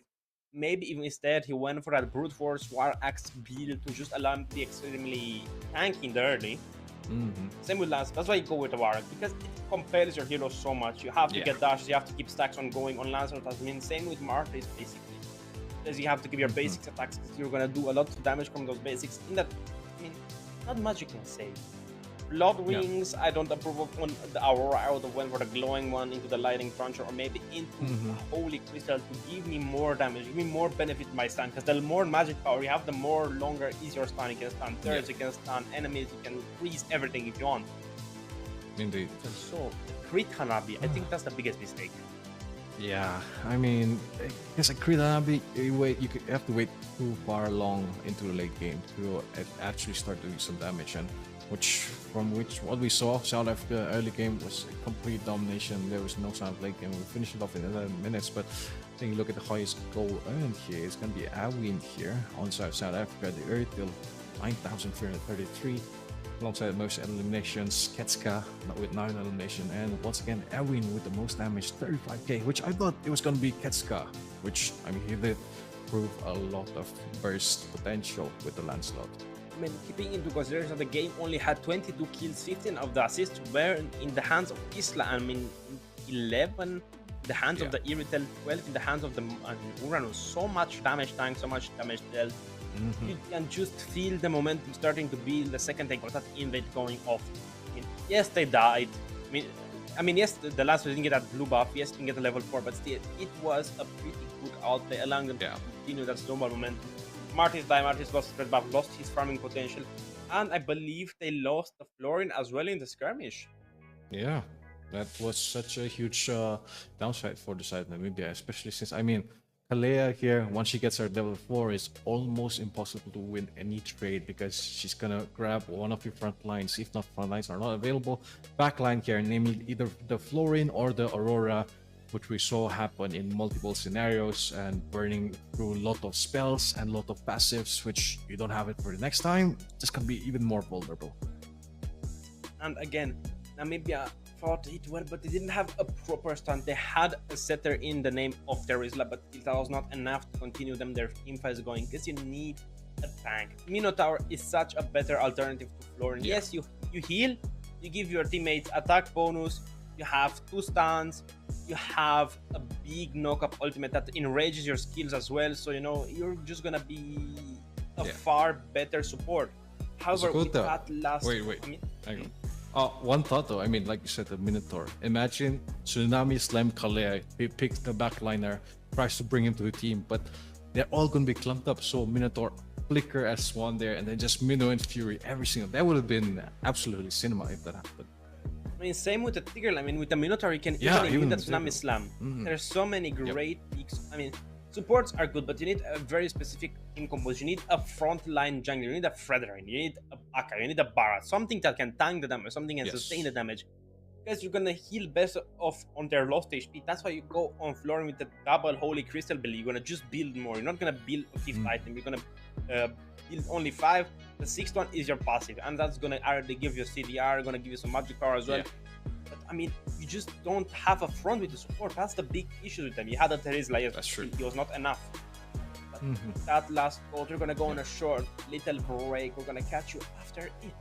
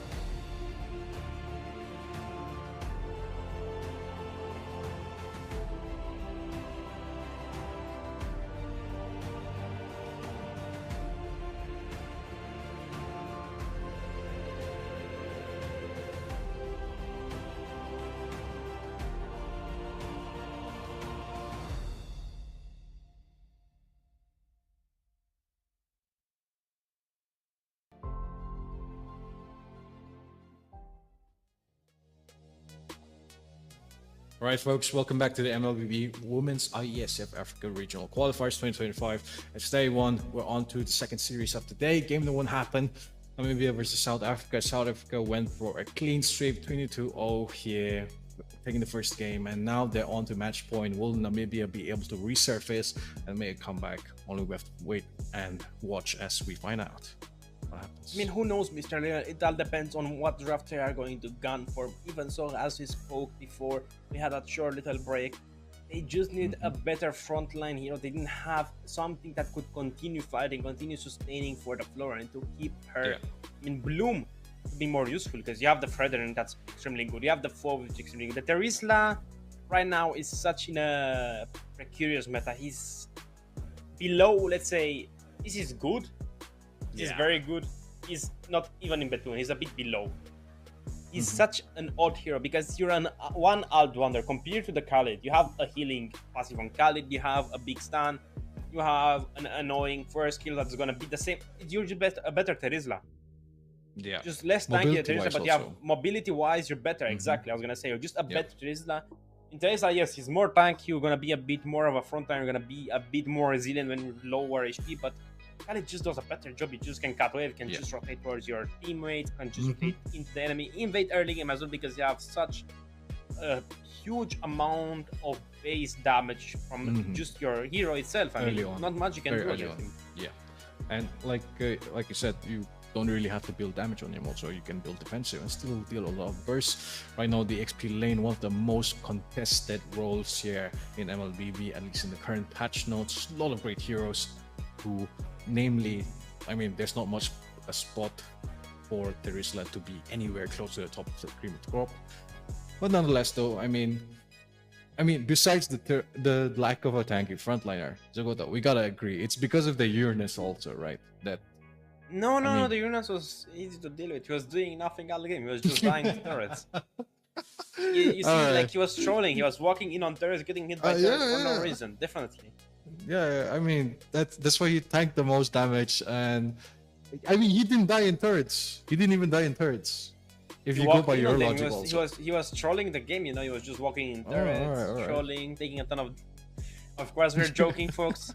We know that Uranus is keeping up his passive stacks, but still, as we know, Uranus is right now one of the most broken heroes in the game. He just has so much healing, and a new passive allows him to do a ton more damage, and he works really well with the Thunderbolt's changes. I mean, he gets more tanky.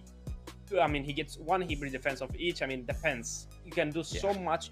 People overlook how much 10 defense is in both stats in the early game. It's a huge amount. The second you get 10 stacks on Badang, I know this because it was one of my rule of thumb when I was coaching someone.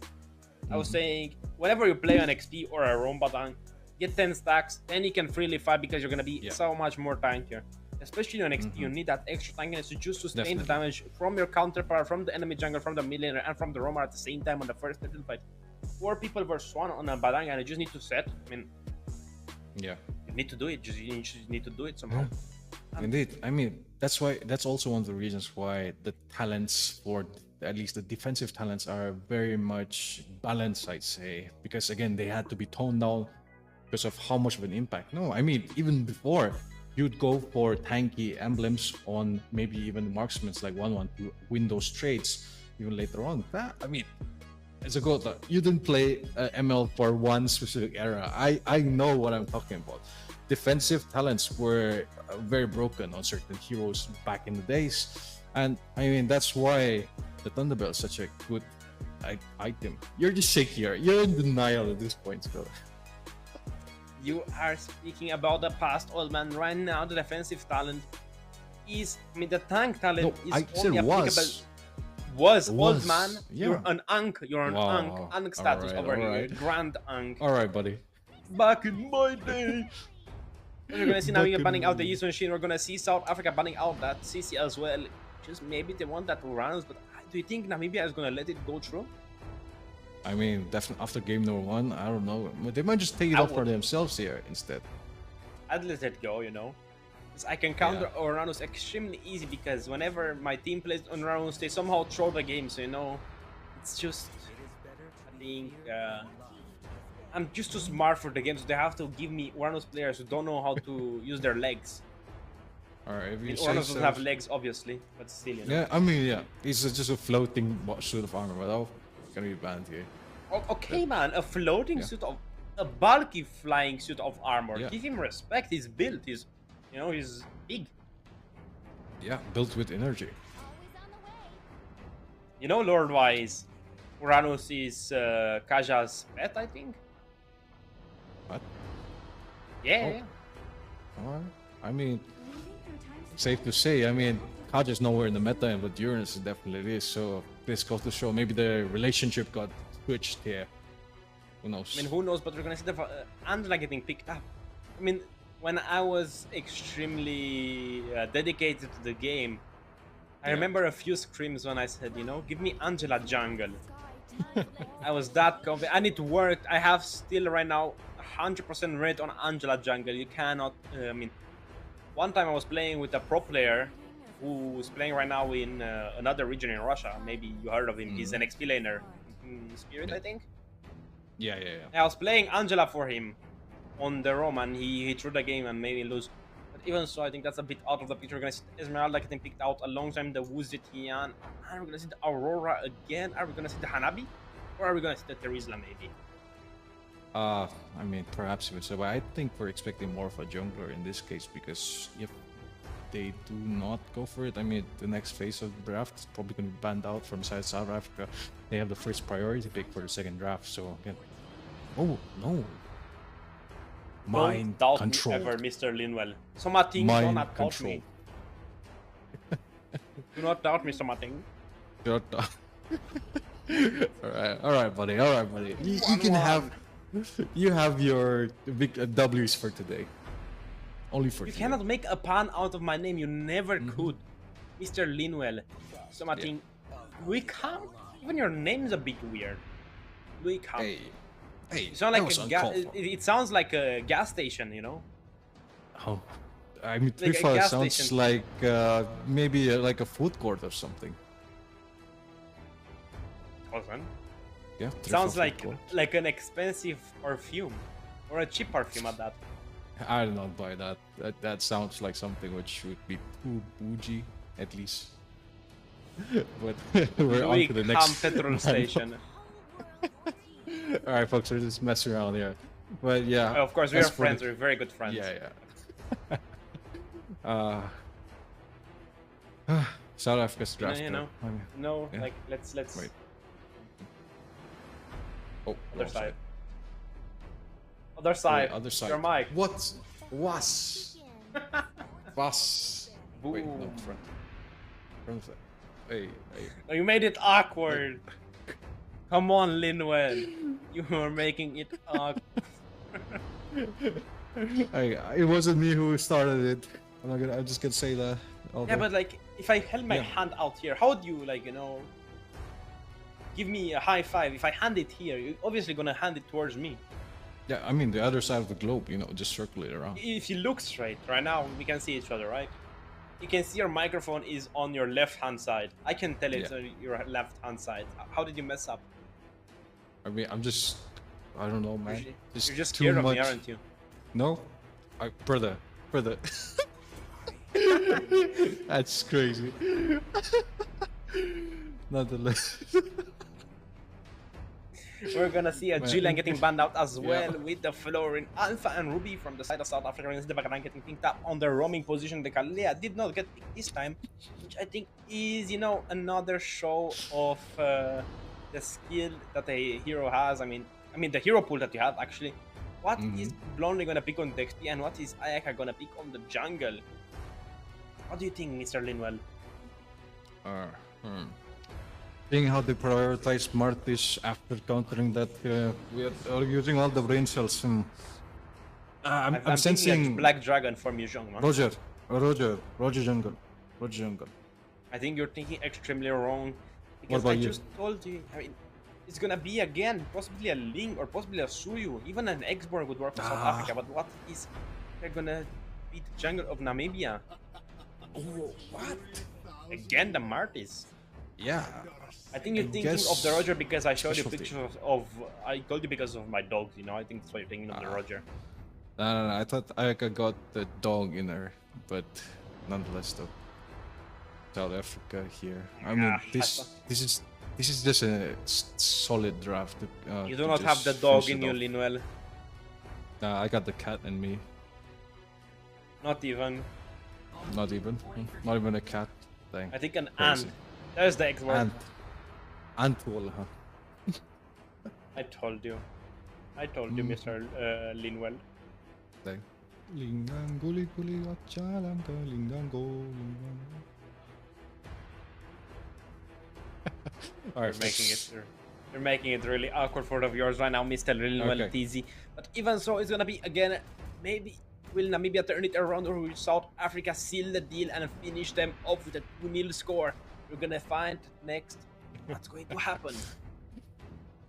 Alright. Draft's looking very solid here.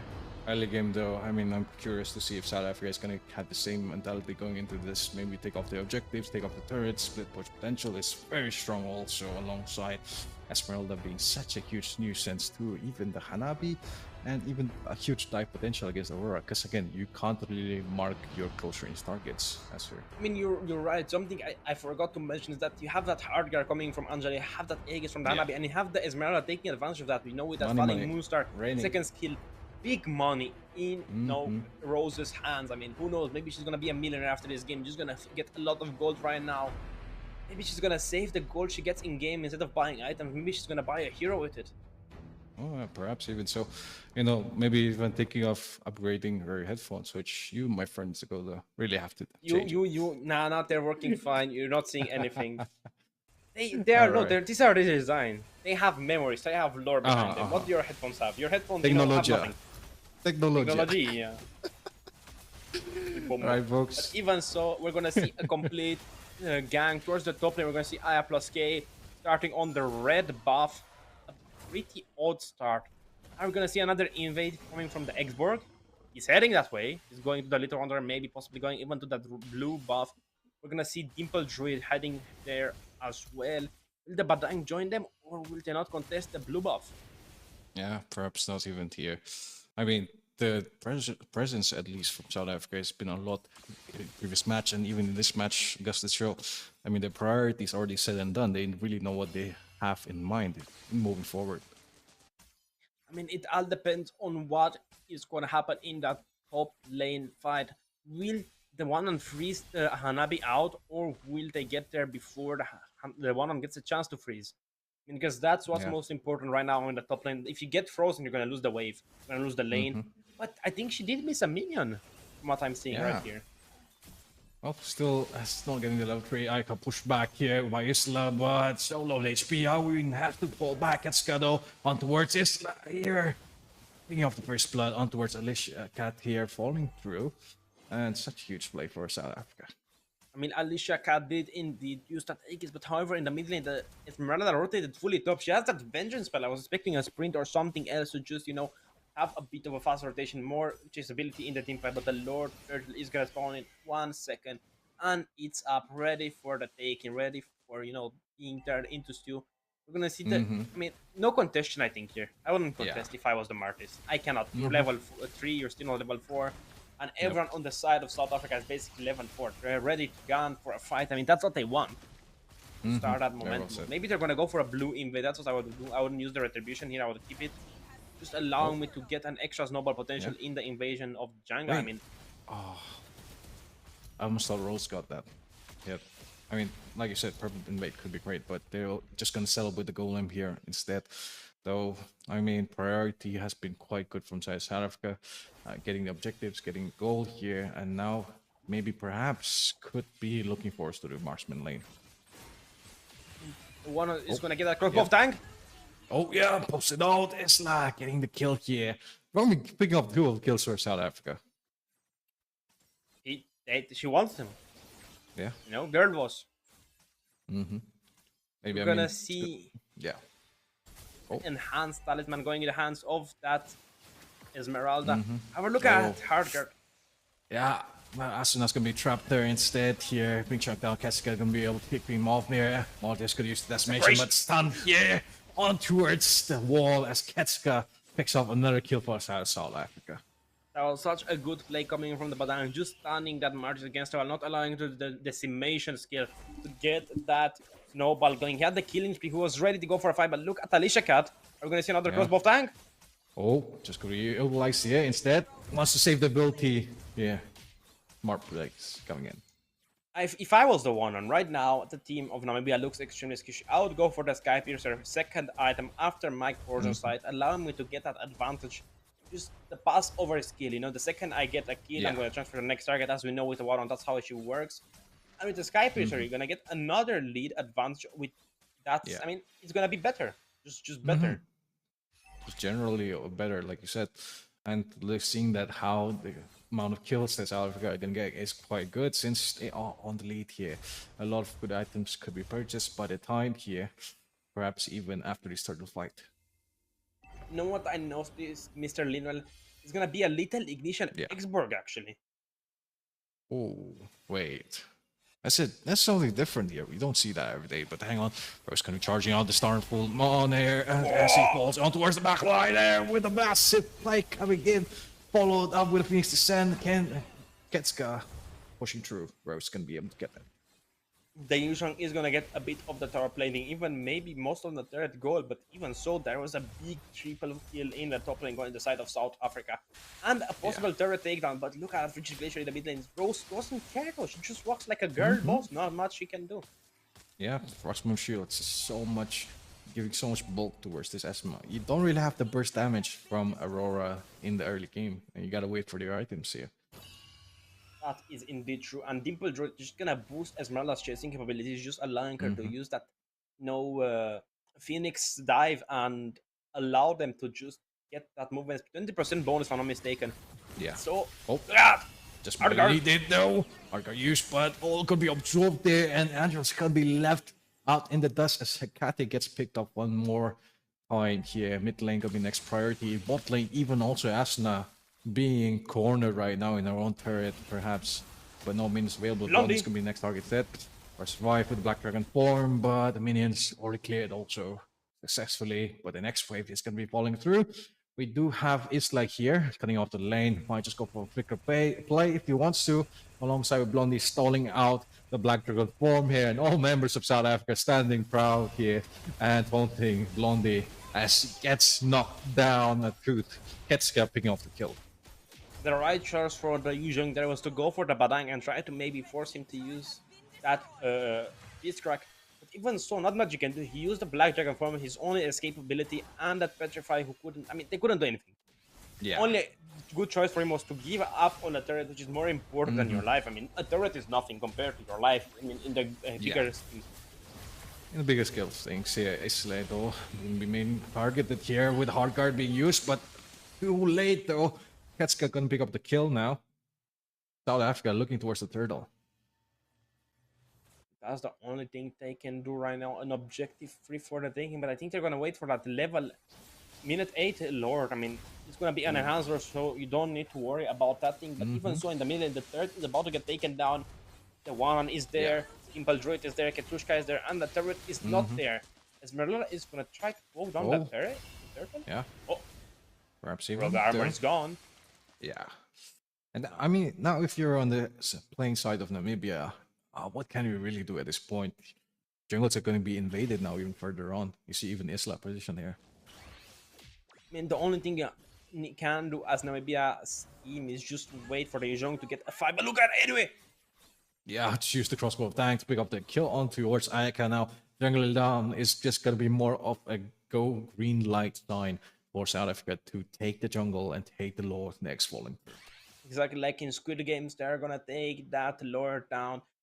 Even so, it's gonna be, I think, a split push going on in the top lane. They're gonna try to go towards that minute 8 Lord, maybe try to unify and try to force a fight. But the one on can just, girl boss her way over into the face and just completely melt them down. Only guy who could sustain that is the Yuzhong. But even so, the Pale Monsters.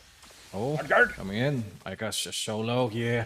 Again, Frostmoon Shield soaking up all that benefit to the Angela though. Phoenix Descent coming on towards Alcat here. It's gonna be stunned Rose, picking him up by Vengeance. Just a little extra, the butter on top of that bread to clean him up. The butter on top of the bread. Where else could the butter go, Lionel? Below the bread. If you're chaotic. What if it goes in the bread? Oh, wait. You never thought about that. Oh. I mean, aren't those like There's a butter roll. Okay. Alright, never mind. Works. Lord's gonna be taken here, prioritized by South Africa. Namibia, not really much they can do. Maybe split their resources. Top lane priority. But Rose hovering over the bot lane here. Black Dragon form use on towards 2 members here, pushing them back, but not really setting up. Aegis popped by so early on by Alicat. They're going to be more vulnerable now. Falling Star Moon alongside with Fist Crack combo here. You stunned them towards the back line though. Dash out into safety with the hard guard. A little bit of time by the Angela, but Ketska is going to be here with the re-engage, pushing in forward with the Sanity. So much burst damage in the last Phoenix Descent as Alicat gets picked up by Dimple Druid. Now Hecate trying to flicker out into safety. We do have ring gates here coming in from Erica though. Oi. To get a decimation. Is it enough? Is it enough damage here? No, doesn't even land it. Godlike for this Ketsuka. Not much taken to the Lord is gonna march down the top lane. 9 minutes 40 seconds. The towers are gonna have their abilities. However, I think it's not gonna be enough to stop the marching Lord. I mean, only person who could stop the Lord and clear it fully is Alicat with the help of Blondie and maybe even Asuna just tracing out that one and bursting her Purify down. Yeah. So what can they do here? Not Just let really the much Lord up. rush. I think that's the best choice. Yeah. The most burst damage you get from the turret though.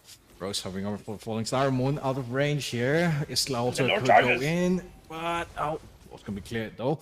Minion still alive and healthy. Mid lane turret being chunked down by South Africa. Hetska low on Pirago armor. Has to play it safe or pop a last insanity if he wants to engage very early on. But bot lane turret will be the main priority for South Africa right now. Namibia is still in their inhibitor, zoned out by Isla. Can't really walk forward. They'll be meeting a fistful of punches if they do. But hang on, Moon coming in. Rose, yeah, dive in. Blondie though taking more damage than she needs as Rose gets the kill on towards him. A massive Higanbana there by Alcad, but not enough burst damage to conclude alongside Phoenix Descent coming on towards Asuna. And a lot of burst potential here, but not one really falling. Only Blondie in the process. And what they can do in this scenario is just hope that one doesn't get the curse of tank that marks everyone down, because she, I believe, doesn't have the Sky Piercer yet, but she's basically full will. I mean, Yeah. it's a level 14 one, not much you can do. Actually, 13. My apologies. Even so, they got Esmeralda. Take that inhibitor turret down to below maybe 1/4 of its HP, but the Frigid Glacier goes in the mid lane. Yeah, Hawin, just half HP. Able to go heal it up though back. And next Lord is gonna be next priority for South Africa, but Namibia, I mean, at this point they're just too far back, even on kills and objectives. I mean, improvement over the last game. They did indeed get a turret now. Yeah, farewell indeed. And now I guess the team fight here. Who has to be the main setter for Namibia? Because I mean, they can't really take a fight and be expecting to win it, because I mean they're so far below on goal, 12k difference. So South Africa has the advantage now. The question is, counter-wise, who do they have to target when the engage does happen? The goal there. Simple Druid is the only target they can actually manage to burst on. 3 people are gonna go out of their comfort: Aurora, Martis, and Yujon. What an weird trio, let's say. It's a weird trio. Very. It's unorthodox there, definitely. But I mean, South Africa, they're just going to ignore that instead. Focus down on the Lord now, perhaps. And moving on to 12 minutes into the game here already, folks. And Namibia not having any sign to contest this Lord. Exactly, no one can contest the Lord. Even if they want, even though the Martins were the retribution gap is extremely big. I mean, it's 3 level different stats. I believe 600 or so retribution damage. Yeah. And I mean, you cannot engage with the Martyrs. You're too squishy. He's going for an extremely squishy build, and the Xborg is just gonna be extremely tanky with the Frog Armor, the Immortality, the Brute Force, the Warx. And he has Isla there, he has the one on there, he has Simple Druid there. The Rose went to the bot lane to, you know, maybe try to save the turret, but it still was not enough. However, the Lord is gonna march down the top lane, allowing them to get an early inhibitor turret. Falling Star Moon here. Glacier. And also Erka, Asuna alongside the next target. Vengeance used so early on, but so low in HP. Alicat Black turn form just to help them, but this is going to get the crossbow tank for free. Yeah, it's just free real estate right now for South Africa. Private Vice does help her survive though in a matter of few seconds, but 3 members down right now. Lord marching down top lane, Minions marching down mid lane, Minions marching down bot lane. 5 members of South Africa, all tanky, all fed up, all farmed to extent. Holy Crystal picked up by Dimple here, and it's just looking to be quite dire as a fist crack combo lands the nail into the coffin for the South Namibia. And South Africa are going to be your victors for this series. 2 sweeps on stream. Huge congratulations to the team of South Africa for making it out. The qualifiers, if I'm not mistaken, tomorrow are going to be the finals. But even so, again, huge props to Namibia for making it this far and playing out the best of 3. Even so, I mean, extremely good early game coming in from Namibia, but they couldn't really do something with it. You just let Aika underfarm. I mean, as a market, you need to get a level 4, and then you have that advantage. She could have taken down the one, or she could have taken down, if I'm not mistaken, Dimple Druid. Yes, I mean, with the Martyrs, you have CC immunity. When you use the third skill, you have a bit of protection against that. But even so, I mean, not much you can do. Asuna was getting bursted down, Alika was bursting down, Hecate was getting bursted down, Blondie was the only person actually tanking, but still not enough. Yeah. I mean, Black Dragon Form utilized it more towards the crowd control immunity rather than actually being a frontliner and switching to the second form. But like you said, so much burst potential from South Africa, and it's just so tanky alongside. Even with the Vengeance from Rose, it's just making it impossible to kill. No one really can mark her down. You have the Angela with the Hard Guard use, but that's just going to give free shield with the Frost Moon shield. And then Vengeance just going to counter Hanabi, just going to counter Marty's basic attacks, and I mean, just rest. Only the third can take her down, maybe in this case. It all boils down to whoever gets the first kill of the game. That's going to just show us who is the leader. But even so, they just got 3 kills in the early game, not 1, not 2, 3. I mean, that's already just showing that you have an extremely big lead. And look at Did you see? Yeah. Yeah. You got 2 ultimates off.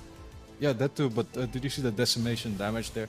I mean, the Frost Moon shield of Esmeralda just absorbed that completely. Exactly, I mean, you have the passive coming in from that, you know, item, support item, and it's just gonna fuel Esmeralda. That's why I don't like the Angela sometimes, because the Esmeralda is always an option. Esmeralda jungle is good sometimes, but look at the crossbow of tank. So much damage.